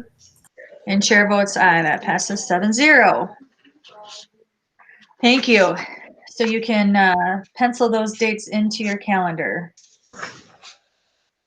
Next on the agenda is salary of board members and officers. Yeah, each year the school board determines what the pay should be for board members as well as officers. You can see the rates for 2020 are listed in the background information chart. We also have a list of payments that are made in other school districts for board members. Generally speaking, our rates are low compared to other school districts throughout the state. In addition, we do set the salaries for the board chair, the clerk, and in last year, I think was the first year we added some additional stipends for committee members who are on negotiation teams. We pay them $30 per meeting. But it's really up to the board to decide what the rates of pay should be. That $30 per negotiation meeting, that was decided upon based on the fact that people on the negotiations team tend to spend a lot more time than other committees with all the different groups that we negotiate with. And so that was decided upon last year as a change. I would propose that we continue that. I think that's a fair way to compensate for all that extra time. Holly, Jim, Arlen? Yeah. Yeah, I mean, yeah, sorry. I know last year we bumped up the salary just a little bit for board members. And I thought we talked about bumping it up again this year, if I remember correctly, but I'm not in favor of that now. I feel like with everything going on with the economy and everything, I'm not in favor of bumping up the board member salary this year. So I just wanted to put that out there. Thank you, Holly. I agree with you. Jim? Thank you, Madam Chair. I'll take a slightly different approach. It's not because I need the money. It's not. I just think for us to get good qualified people every 2 years to want to run and spend the time and energy that it takes to fill this position, you'll find out all the time in reading and the meetings that, after a while it'll be 50 to 75, maybe $1 an hour that you'll get the whole time that you do it. So it's not that I personally need the money, but I think we're on the low end, and to attract people to want to sit on this board, they cannot have to go or need to go backwards. People are taking time off, vacation to be at these meetings, missing out on work. I just think it's appropriate that you compensate them a little bit more than what we're doing, so they don't go backwards, and we still have people that good qualified people that we have now on the board that want to serve for years to come. So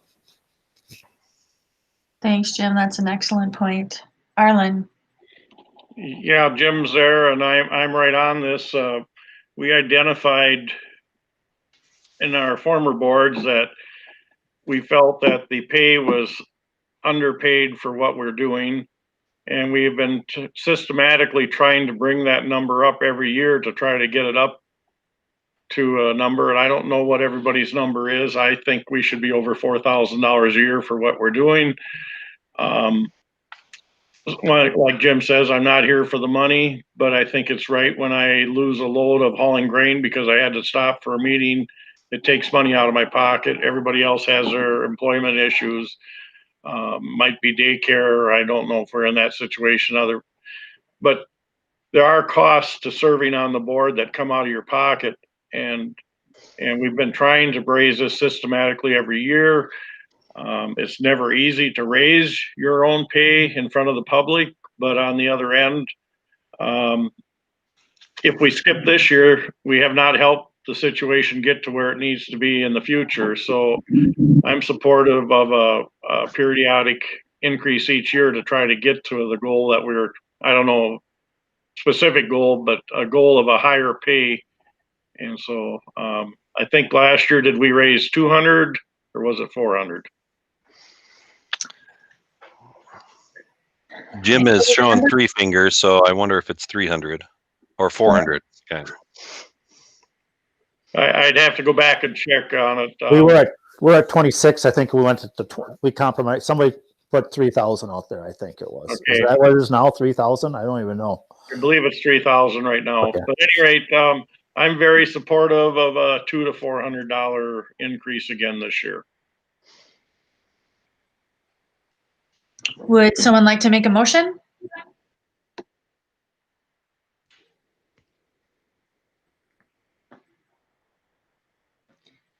Well, since Madam Chair, since I started the discussion, and I think I'll stand by my decision that it is tough to consider raising your own pay, but we've had some pretty trying decisions this year. We have them going forward, and like I said, to get people, and Arlen brought up the daycare one too. So I'll make a motion to. I think it's going to be less than what we should be anyway, but. 3,500 for board members, and the same remains for the chair and the clerk, the same amounts.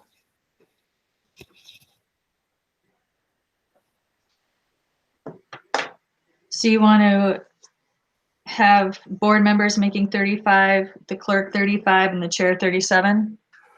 No, whatever, they got 700 or something like that. Oh, I see. Oh, no, never mind. Everybody. I read this wrong. I apologize. Raise the chair and the clerk 500 more too on top of that. My apologies. Thank you. So everybody, so raise pay by $500 per position. I apologize for my reading here. I got to get my glasses clean, I think, or something, or get new ones or something like that. So let me just, the motion on the table is to raise pay for each member by $500.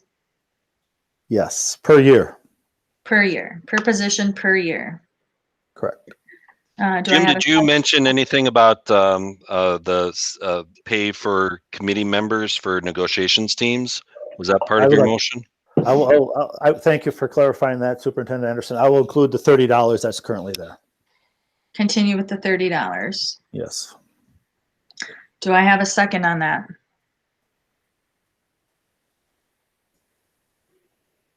Arlen will second, just because then we can start discussing it, which we've been doing already. All right, the motion is seconded by Arlen. Now, any more discussion?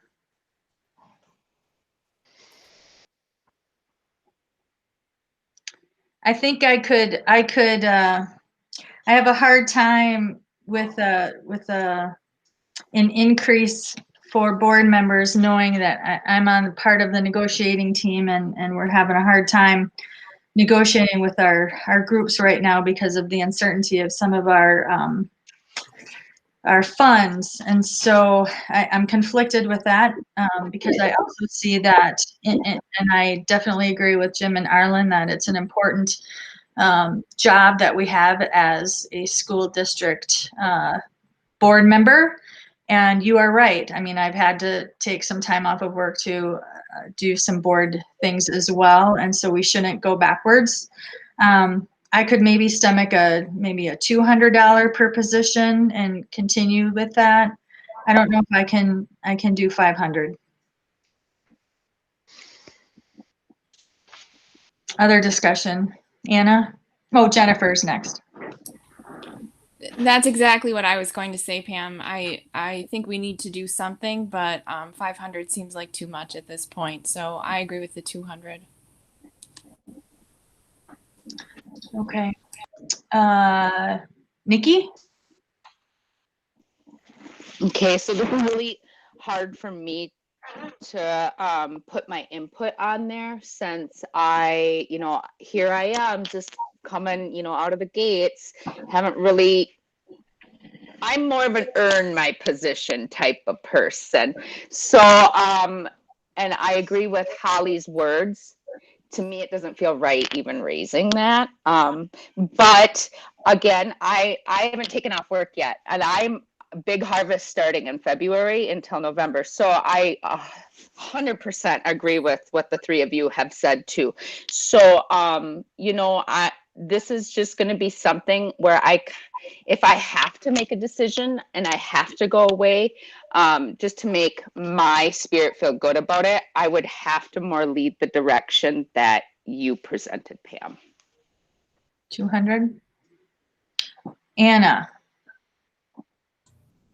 Yeah, so I found that state school board association document helpful, but a little bit confusing. So I actually went through and pulled out all of the ones that pay annually and, did some averaging for like their number of students to kind of try to get apples to apples.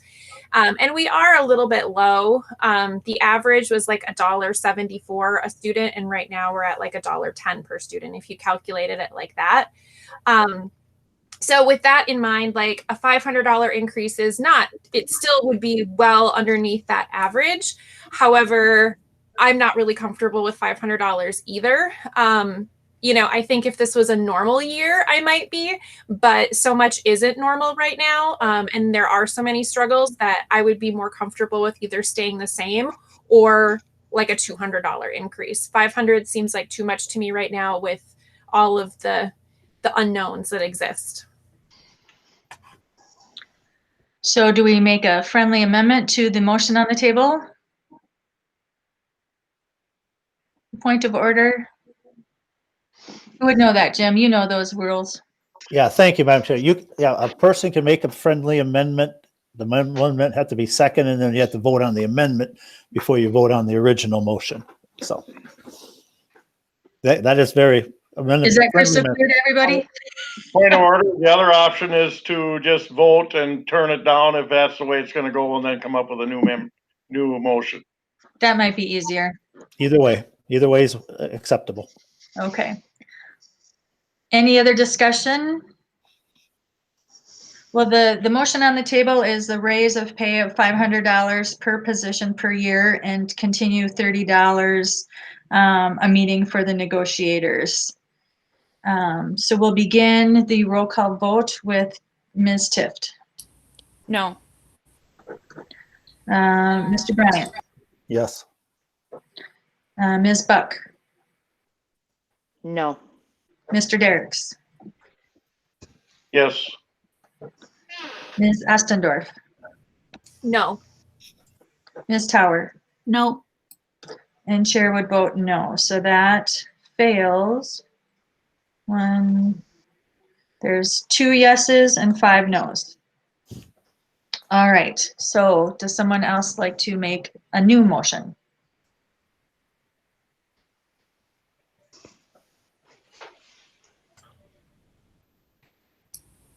Anyone? Holly?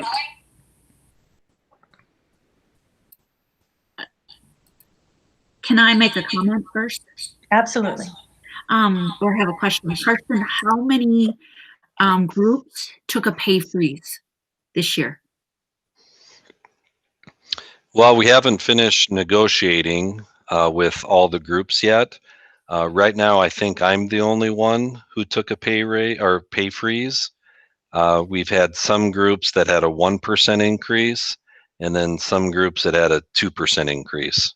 But there's still some left to go. Thank you. Jim and Arlen, you're 1,000% correct. Oh, hold on. Can I correct myself, Holly? Yeah, please do.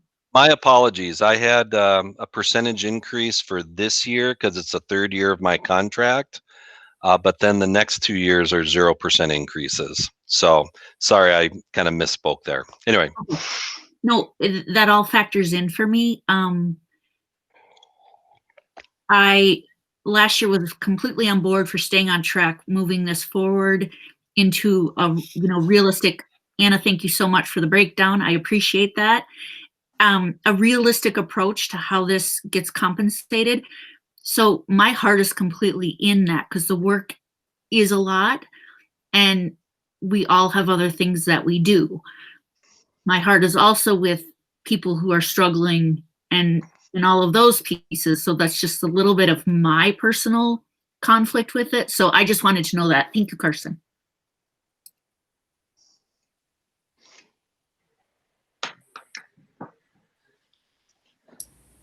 Would someone like to make a different motion on the table, to put on the table? Arlen. Madam Chair, I move that we raise the pay for all board members $200 per year and leave the per meeting and the officer pays as they were in the past. All right. Do I have a second? This is Anna. I'll second. Thank you, Anna. So the motion on the table is to raise pay by $200 per position per year and keep the $30 per meeting for the negotiators. Made by Arlen, seconded by Anna. Any other discussion? Arlen, can I just ask you to clarify your motion? Because I wrote down something different. Yeah, you can clarify it, and then I was trying to speak here too, and I haven't figured out how to make my mouse work right here. So go ahead, ask for your clarification. So were you suggesting $3,200 for board members? And then were you going to raise the chair and clerk salaries by $200, or were you going to keep them the same as 2020? Well, the chair gets $700 more and the clerk gets $500 more. Gotcha. Thank you. And our meeting for negotiation stays in effect as the way I intended it. Perfect. Thank you, Arlen. Madam Chair, if I may, I'd just like on discussion to add one comment here. I mean, we're looking at percentages on the other end, one end. On the other end, what this cost is to the district at $200 per member is $1,400 per year. So. Thank you. So as I understand the motion, it's $200 per position per year. Seconded, made by Arlen, seconded by Anna. Any other discussion? Seeing none, we'll start the roll call vote with Mr. Bryan. No. Ms. Buck. No. Mr. Derricks. Yes. Ms. Ostendorf. Yes. Ms. Tower. No. Ms. Tift. Aye. Chair votes aye, so that passes 4-3. All right, next on our agenda is committee objectives and assignments. As I mentioned earlier in the meeting, Pam, Arlen, and I had talked briefly about discussing this in more detail when we have more time.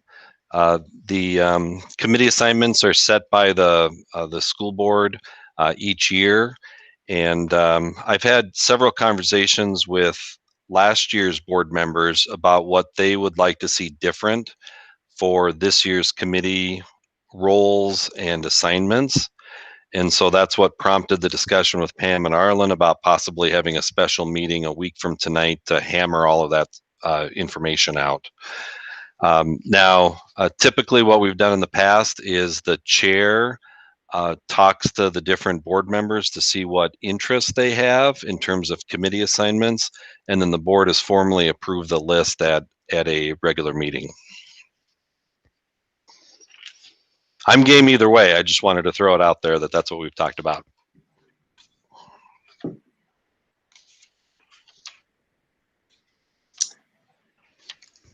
Holly.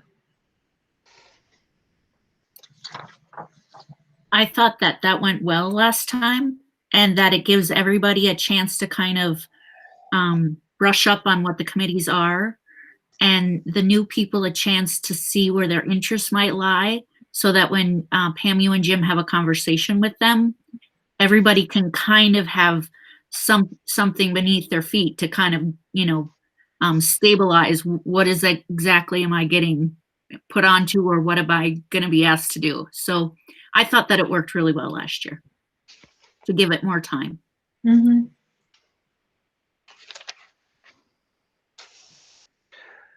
By the way, I'll add in one more comment. During the year, we did agree through board policy to add a teaching and learning committee. So that was not on the 2020 list, but you know, clearly we're here to educate our kids, and so we thought it made sense to add that committee to the committee list. The other thing that we'll need to discuss, and maybe we should do this then next Monday, is tackle the timing of our meetings as well, because we made a significant change last year in when we met with those committees. And we limit them to an hour. Sometimes that's helpful, sometimes that's not helpful, and then we end up having special meetings that we have to have. So all of this would be good to discuss on our meeting next Monday. Jim. Thank you, Madam Chair. Something for the board members to think about too is there's different committees, and some are some liaisons to the different programs or things in the district. It's quite a, you know, if we have like 3 members on a committee, such as, let's just finance, operations, personnel, that's just the first 3 that I happen to print them out just so I have here. You have 3 members of a 7-member board on this committee.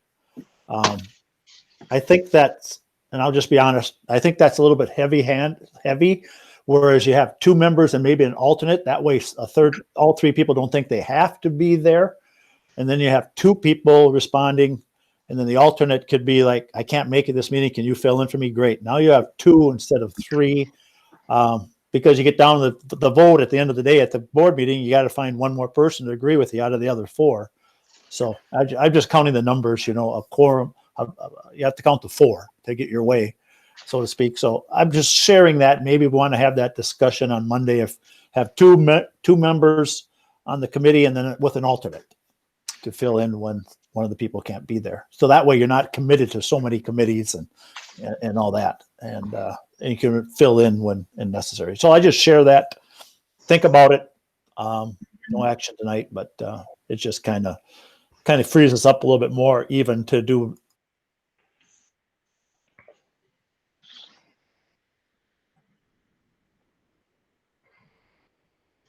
I agree, and you're cutting out there, Jim. Yeah, I hit mute before I'm done talking. Imagine that. I used to have an attorney friend. He's a great friend of mine. He said, Jim, I used to get paid by the word, whether I wrote it or spoken. Here, I took myself away on that. So, but no, that's, and I just wanted to share that. Think about it, to see what you all think, and you know, and it gives us an opportunity on Monday to talk about it. Now I'm going to mute. And in between now and Monday, for the 3 new board members, if you would like to know more about each of those committees, it's listed there who has been on them and served in the last year. So just reach out to those folks that have been on some of those committees if you'd like more information about what it is, what you do, how much of a time commitment it is. And I'm sure any of us would be happy to answer those questions for you. So it sounds like we'll move we're not going to have any action of the committee assignments this time. So then we can move on to the next item on our agenda, which is the official newspaper. Yes. Go ahead. We have Jim. one newspaper in Red Wing, on the Red Wing School District. I make a motion to adopt the Republican Eagle as our official newspaper for Red Wing I'll School District. second that. Motion made by Jim, seconded by Holly. Any other discussion? Seeing none, then we will start the voting with Ms. Buck, Aye. Mr. Derricks, Aye. Ms. Ostendorf, Aye. Ms. Tower, Aye. Ms. Tift, Aye. Mr. Bryant, Aye. and chair votes aye. So that passes 7-0. Thank you. Depositories is the next agenda item. I'll make a motion to name the following depositories for Red Wing School District for transaction and investment purposes for 2021. First Farmers and Merchants Red Wing, Associated Bank Red Wing, Associated Bank PMA Securities Incorporated, Wells Fargo Bank Minneapolis, U.S. Bank Minneapolis, and Minnesota School District Liquid Asset Fund. I'll second. Jennifer? Thank you. Any other discussion? Just a question. Yep.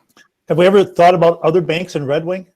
Superintendent Anderson, there's Merchants Bank and other banks just in Red Wing besides the two that are listed here? I know that both Brad Johnson and Jackie Paradis have considered that in the past. Jackie's on the call though, so perhaps she can explain why that group is listed there. Those are groups we currently have funds with. We have done banking requests for proposals, requests for quotes in the past, but it has been a number of years. There's no required time limit. Right, and I think we should probably send something out here in the first quarter of this year to see what rates are pretty poor right now. I mean, let's be honest, but we might get something attracted by if we don't ask, we don't find out. So, all right.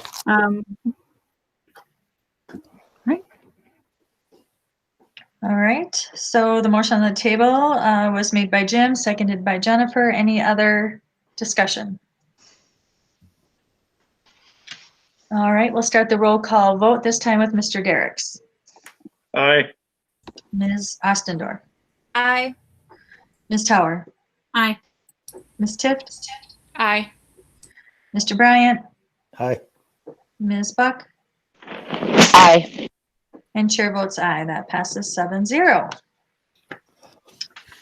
Financial advisor.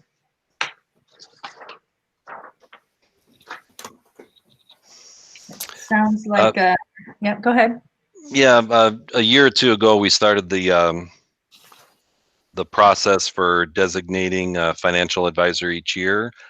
Typically, we will use them when there's a referendum effort because we're looking at tax impact, those kinds of things. Also, we can use them for refinancing bonds and some other miscellaneous tasks. But the suggestion is to continue our relationship with Baker Tilly Municipal Advisors. Looking for a motion? This is Anna. I move to designate Baker Tilly Municipal Advisors as the primary financial advisor for the school district. Thank you, Anna. Do I have a second? I'll second. Jennifer? Thank you. Any other discussion? All right, we will begin the roll call vote with Ms. Ostendorf. Aye. Ms. Tower? Aye. Ms. Tift? Aye. Mr. Bryant? Aye. Ms. Buck? Aye. Mr. Derricks? Aye. Chair votes aye, so that passes 7-0.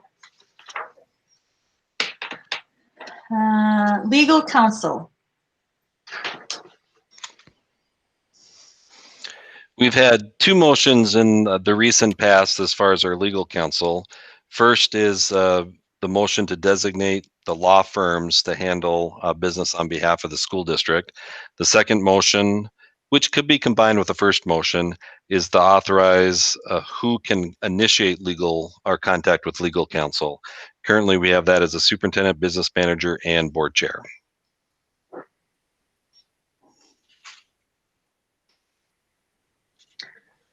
Question. Yes. Have we ever explored or spoke with any local attorneys for some of this action? We have a number of them down here.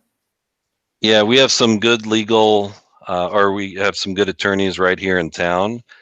Typically, school districts will choose to work with one of the 4 or 5 law firms in the state that's specialized in school-related matters, just because it's a different kind of knowledge. Doesn't mean they're better. It just means that they specialize. So like I say, there are about 4 or 5 in the state that really specialize in school law. Kennedy and Graven is one. I've worked with some other firms too that also do some good work, but that's why we've tended to stay with Kennedy and Graven in this case. Now, to Jim's point, we could work with some more local attorneys if there were some non-school issues that we wanted to address. So, for example, if we had a real estate transaction that we wanted to make, we could certainly contract with a local attorney for that work. Yeah, and I just bring it up. I'm not saying we should change it for tonight, but I think during the year, maybe as the finance chair could request that we can at least have a conversation with them to see what their expertise is. I'm not saying all of it is there because there's 2 different parts of that motion. I just think it's good to do business with those, support those that support you is what I really strongly believe that no matter what I do.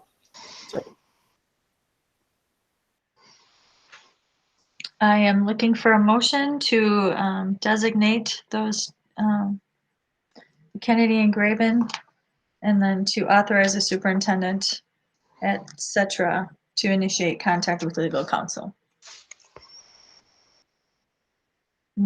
Arlen? Good. Remember to turn my mic on first. I move to designate the law firm Kennedy and Graven as the primary legal advisor for the school district, and O'Meara, Lear, Wagner, and Cole as the legal advisor for matters affiliated with the Office of Civil Rights. And I also move to authorize the superintendent, business manager, and board chair to initiate contact with legal counsel. Do I have a second? This is Anna. I'll second. Any other discussion? Thanks, Anna. I will start the roll call voting with Ms. Tower. No. Ms. Tist? Aye.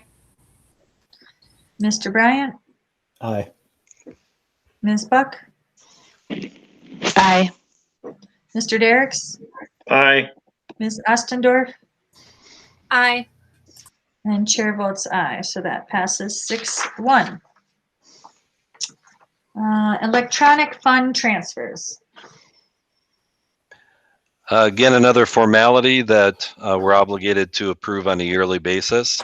So the recommended motion is to authorize Jackie Paradis as the business manager and Karsten Anderson as the superintendent to initiate electronic fund transfers on behalf of the school district. Looking for a motion? So moved. Made by Holly. Looking for a second? I'll second. Jennifer. Jennifer, any other discussion? Seeing none, we'll start the roll call vote with Ms. Tibbs. Aye. Mr. Bryant, Aye. Ms. Buck, Aye. Mr. Derricks, Aye. Ms. Ostendorf, Aye. Ms. Tower, Aye. Chair votes aye, that passes 7-0. Corporate credit card holders. Once again, the school board annually approves a list of corporate credit card holders. In the board packet, you see the name of the card holder, the position, and the limit assigned to that person and position.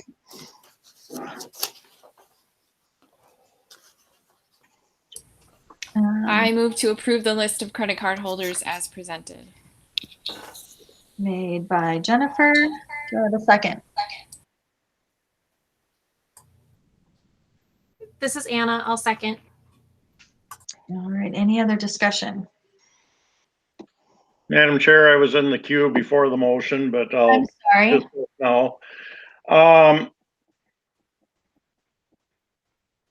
These are the current card holders, I believe, but I think there's one already in error with Min Martin Oaks. I don't believe she should be carrying a credit card any longer, as she retired. And the card should kind of go with the position, so not necessarily the person. I'm not quite sure if there's a way that the person in each of these positions has these amounts without their names listed here. I think there's going to also be another change coming in the near future on a card holder. I'm just putting that out there. Yeah, I think that's a very good point, Arlen. Min did retire from the district as of December 31st. So, Jackie, do you think the logical thing would be to have Brittany, or just eliminate that entirely, because Brittany Keel is already the preschool coordinator and has a credit card? I talked to Dawn about this before I put together this agenda item, and since Min is still working part-time, she thought Min should hold her card until she fully retires. That's right, because she's still employed through Goodhue County Ed District, and she's still acting as the official administrator on our behalf. Yeah, I understand that. That's a good point. If there are, Jackie, if there are other changes, for example, if someone retires or resigns, then have we gone back to the school board to approve a particular card holder and that person's position and limit? No, we have gone, usually we have just canceled the card in the name of that card holder and then issued a new card to the person in the new position with the same limit. So for example, when Jen Grove became Burnside principal this year, we did not bring that back to the board. We just issued her a card with a limit as Jenny Bordnero had the year before. So what you're saying is the position and the limit is the same, but the card holder name might change. Correct, as the person in that position changes. Madam Chair. Yes. In addition here, I noted, I believe our Tower View principal must have been done outside of the board action from last year. I don't believe she was principal at Tower View last January when we did that. So this whole thing seems a little inconsistent by having names on here. Go ahead, Holly. I was just gonna say, it was me, then Jim, then Arlen, but then I saw Nikki's hand raised. Nikki, are you still in there? Oh no, Holly, that was a long time ago. Okay, that's what I was trying to figure out. I just saw Arlen's little hand pop up. So then I'm like, well, how do the hands go down? Okay, I was gonna say that I was just gonna say to Jackie, check with Dawn on what that procedure was. So that's all I was gonna say. You can take me out of the queue. Thanks, Holly. Jim? Thank you, Madam Chair. Just nothing against this person, but Kevin Johnson's no longer the director of Building and Grounds Technology. He's a contractor with us on a half-time basis. So I struggle with that. I realize Jackie's there, she's a contract, but she's the finance person who is overseeing this. So I see that, but that's just my take. I struggle with contractors getting $130,000 line of credit. So Kevin is still on our payroll. He is not a contracted service. He's not a contractor. We hired him back. We hired him back at a .4 contract, like we're doing with Al Hartnick, like we did with Debbie Johnson Lundberg. So is his title Director of Buildings, Grounds, and Technology? Yes. That's his full title at Yes. .4. Yes. Okay. And that's I kind of don't part of agree the with that. So yeah, that's kind of part of the deal with those phased retirement options is that if we hire people back on a part-time basis for up to 5 years, I believe the expectation is that they maintain the same salary and benefits as they would. Of course, it'd be at a prorated basis, but that's why his title remained Director of Buildings, Grounds, and Technology, even though Alan Gaylor is the Director of Buildings and Grounds. So it's just because of the phased retirement option agreement. Yeah, and I think if I recall, no, I didn't vote for that because I just think we need to look at that totally different. So overall, not just this one, not picking on Mr. Johnson. He's a great guy. So.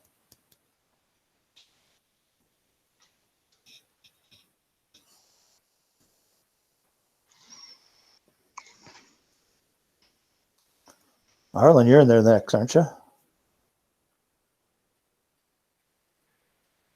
I'm talking to myself. Sorry about I that. don't know if I did something again or not. I thought I was done there.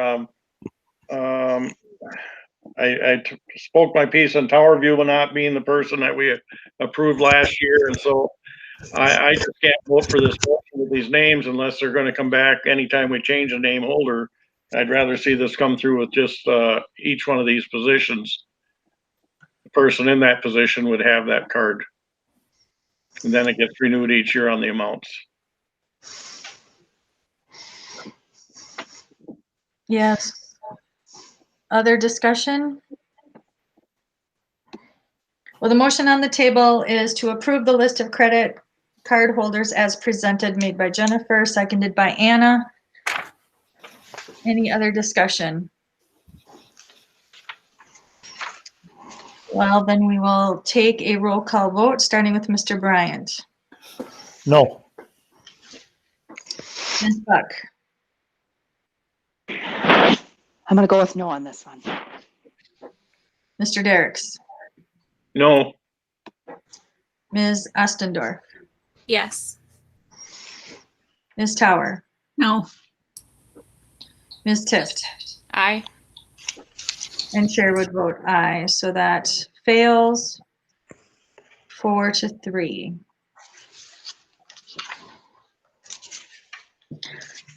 So what I am hearing is that we would like to have this represented without the names and just be listed as position.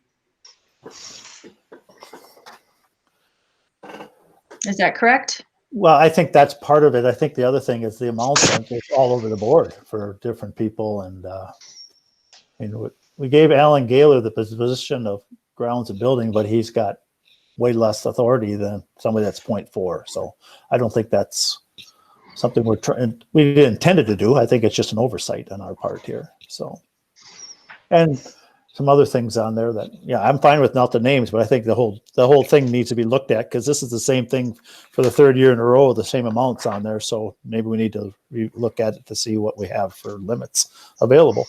So. I would agree with Jim.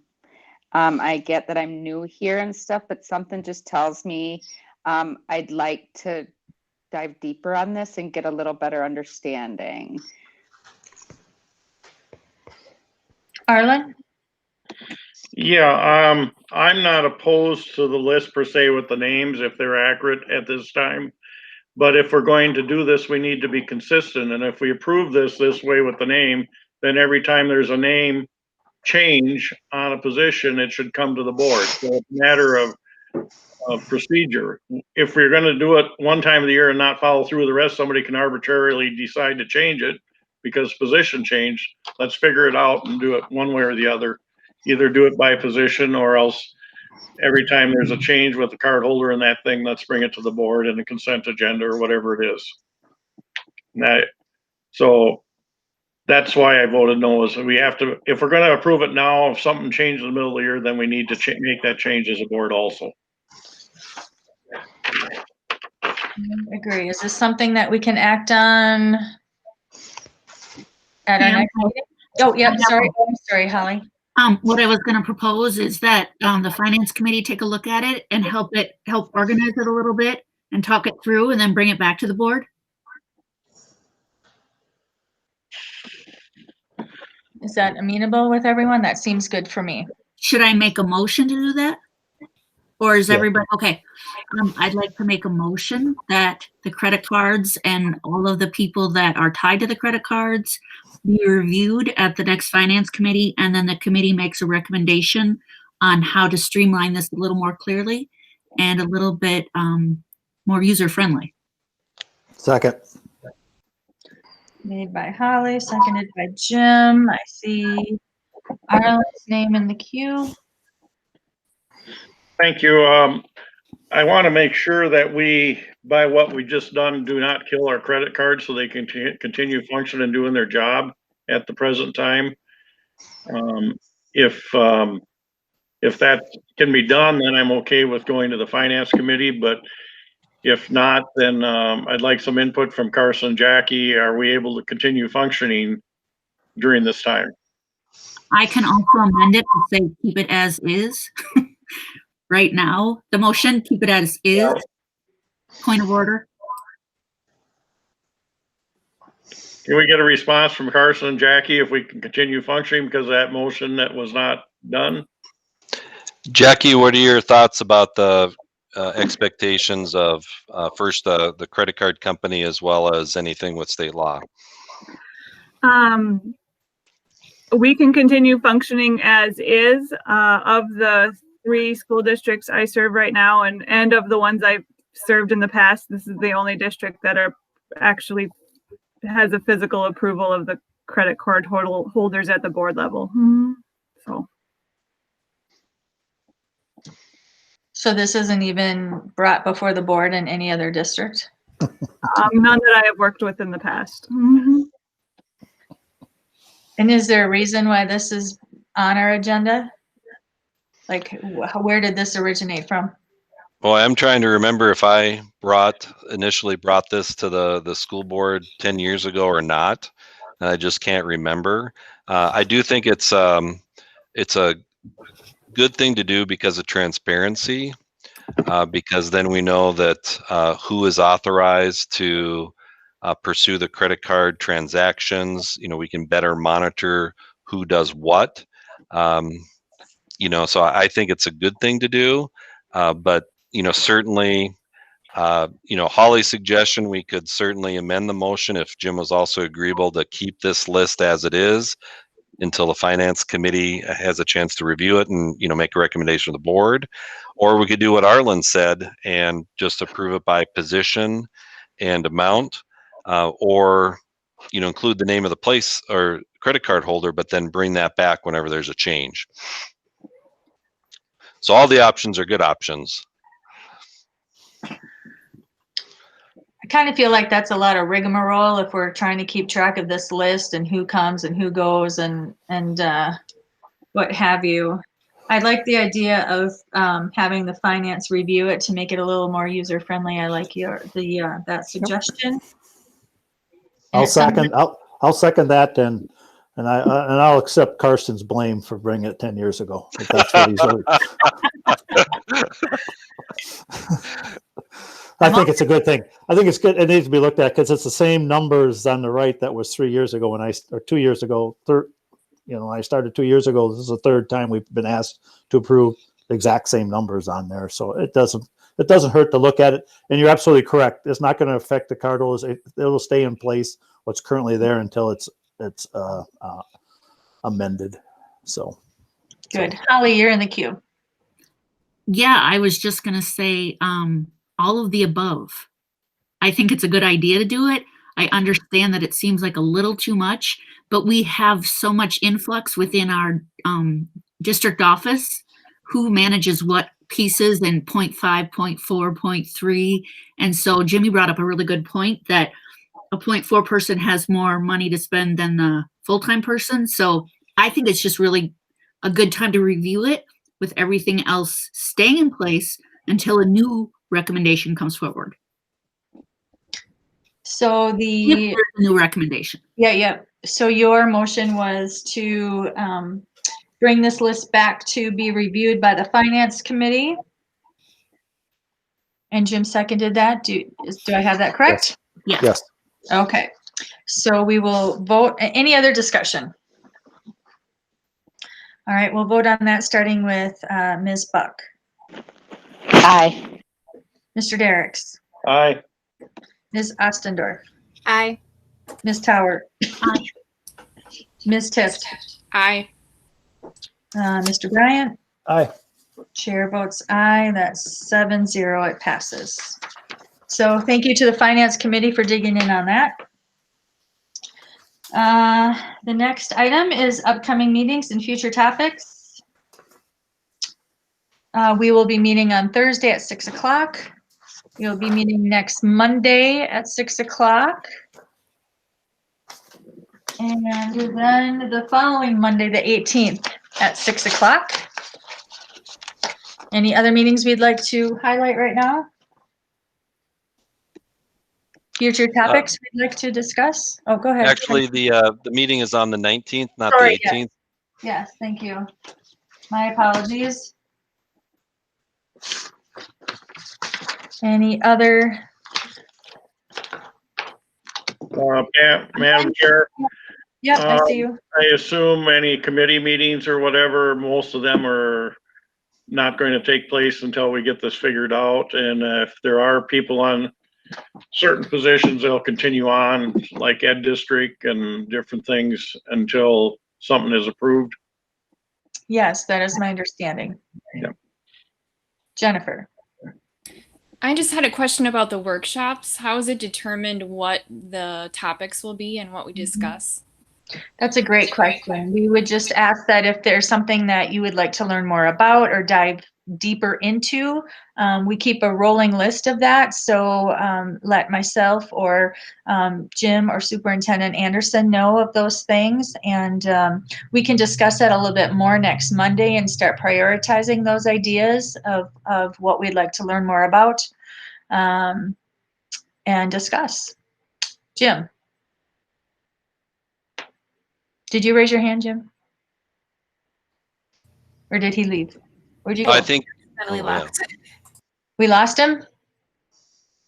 Uh-oh. All right. Any other? Well, I missed you, Jim. Here he's back. Jim, we missed you. But you're still on mute.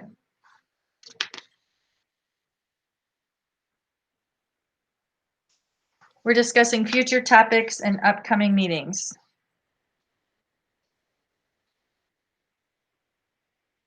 But we've lost your sound. I'm on. Okay, there it is. Now I'm back. Can you hear me? Yes. Thank you. I hit my mistake. Old guy like me hitting the wrong button on a computer is dangerous. So, my comment was going to be, and I missed part of that because it was my error. If we have a list, Board Member Tiff mentioned how to get what to be talked about. Maybe you talked about this. Could we supply a list to everybody what's currently on that list so we can build on that down the road? So why don't we submit that out before our next meeting, and we can put that on the 11th if that's a special meeting. Otherwise, let's put it on there so people can see what's there at least, and maybe it generates some thoughts. So I'll see if I hit the right button now. No, that's a good one. Carson, can you put that on the agenda for the 11th, that we will discuss future workshop topics? Sure. In fact, we already have a working list, so we can start with that. And then I can add that to the meeting on the 11th, plus any other topics that people may email us between now and then. That would be great. What we'll probably do for the 11th, if you're okay with it, is to have three topics. One would be committee assignments. The other would be a list of workshop topics. And then if you're okay with it, I'd like to also add just a return to school as a placeholder just in case. It's always better to get that announced as early as possible in case we really have to do something on Monday. Hopefully we'll wrap it all up on Thursday, but you never know. Sounds good. Well, our final piece on our agenda then is an adjournment. Looking for a motion to adjourn. So moved. Holly, Second. seconded by Jim. We'll start the roll call vote with Mr. Derricks, Aye. Ms. Ostendorf, Aye. Ms. Tower, Aye. Ms. Tift, Aye. Mr. Bryant, Aye. Ms. Buck. Aye. Chair votes aye, and it is 8:46, and we are adjourned. And just one more congratulations to Jennifer and Anna and Nikki for joining us, and you've successfully gone through your first meeting. Yay! Yay, welcome Yay. everybody. It was awesome. Now we'll see if they come back for the next one, right? That's right. That's right. We just Have a good night. Happy New Year. Take care. Bye. Bye. Bye.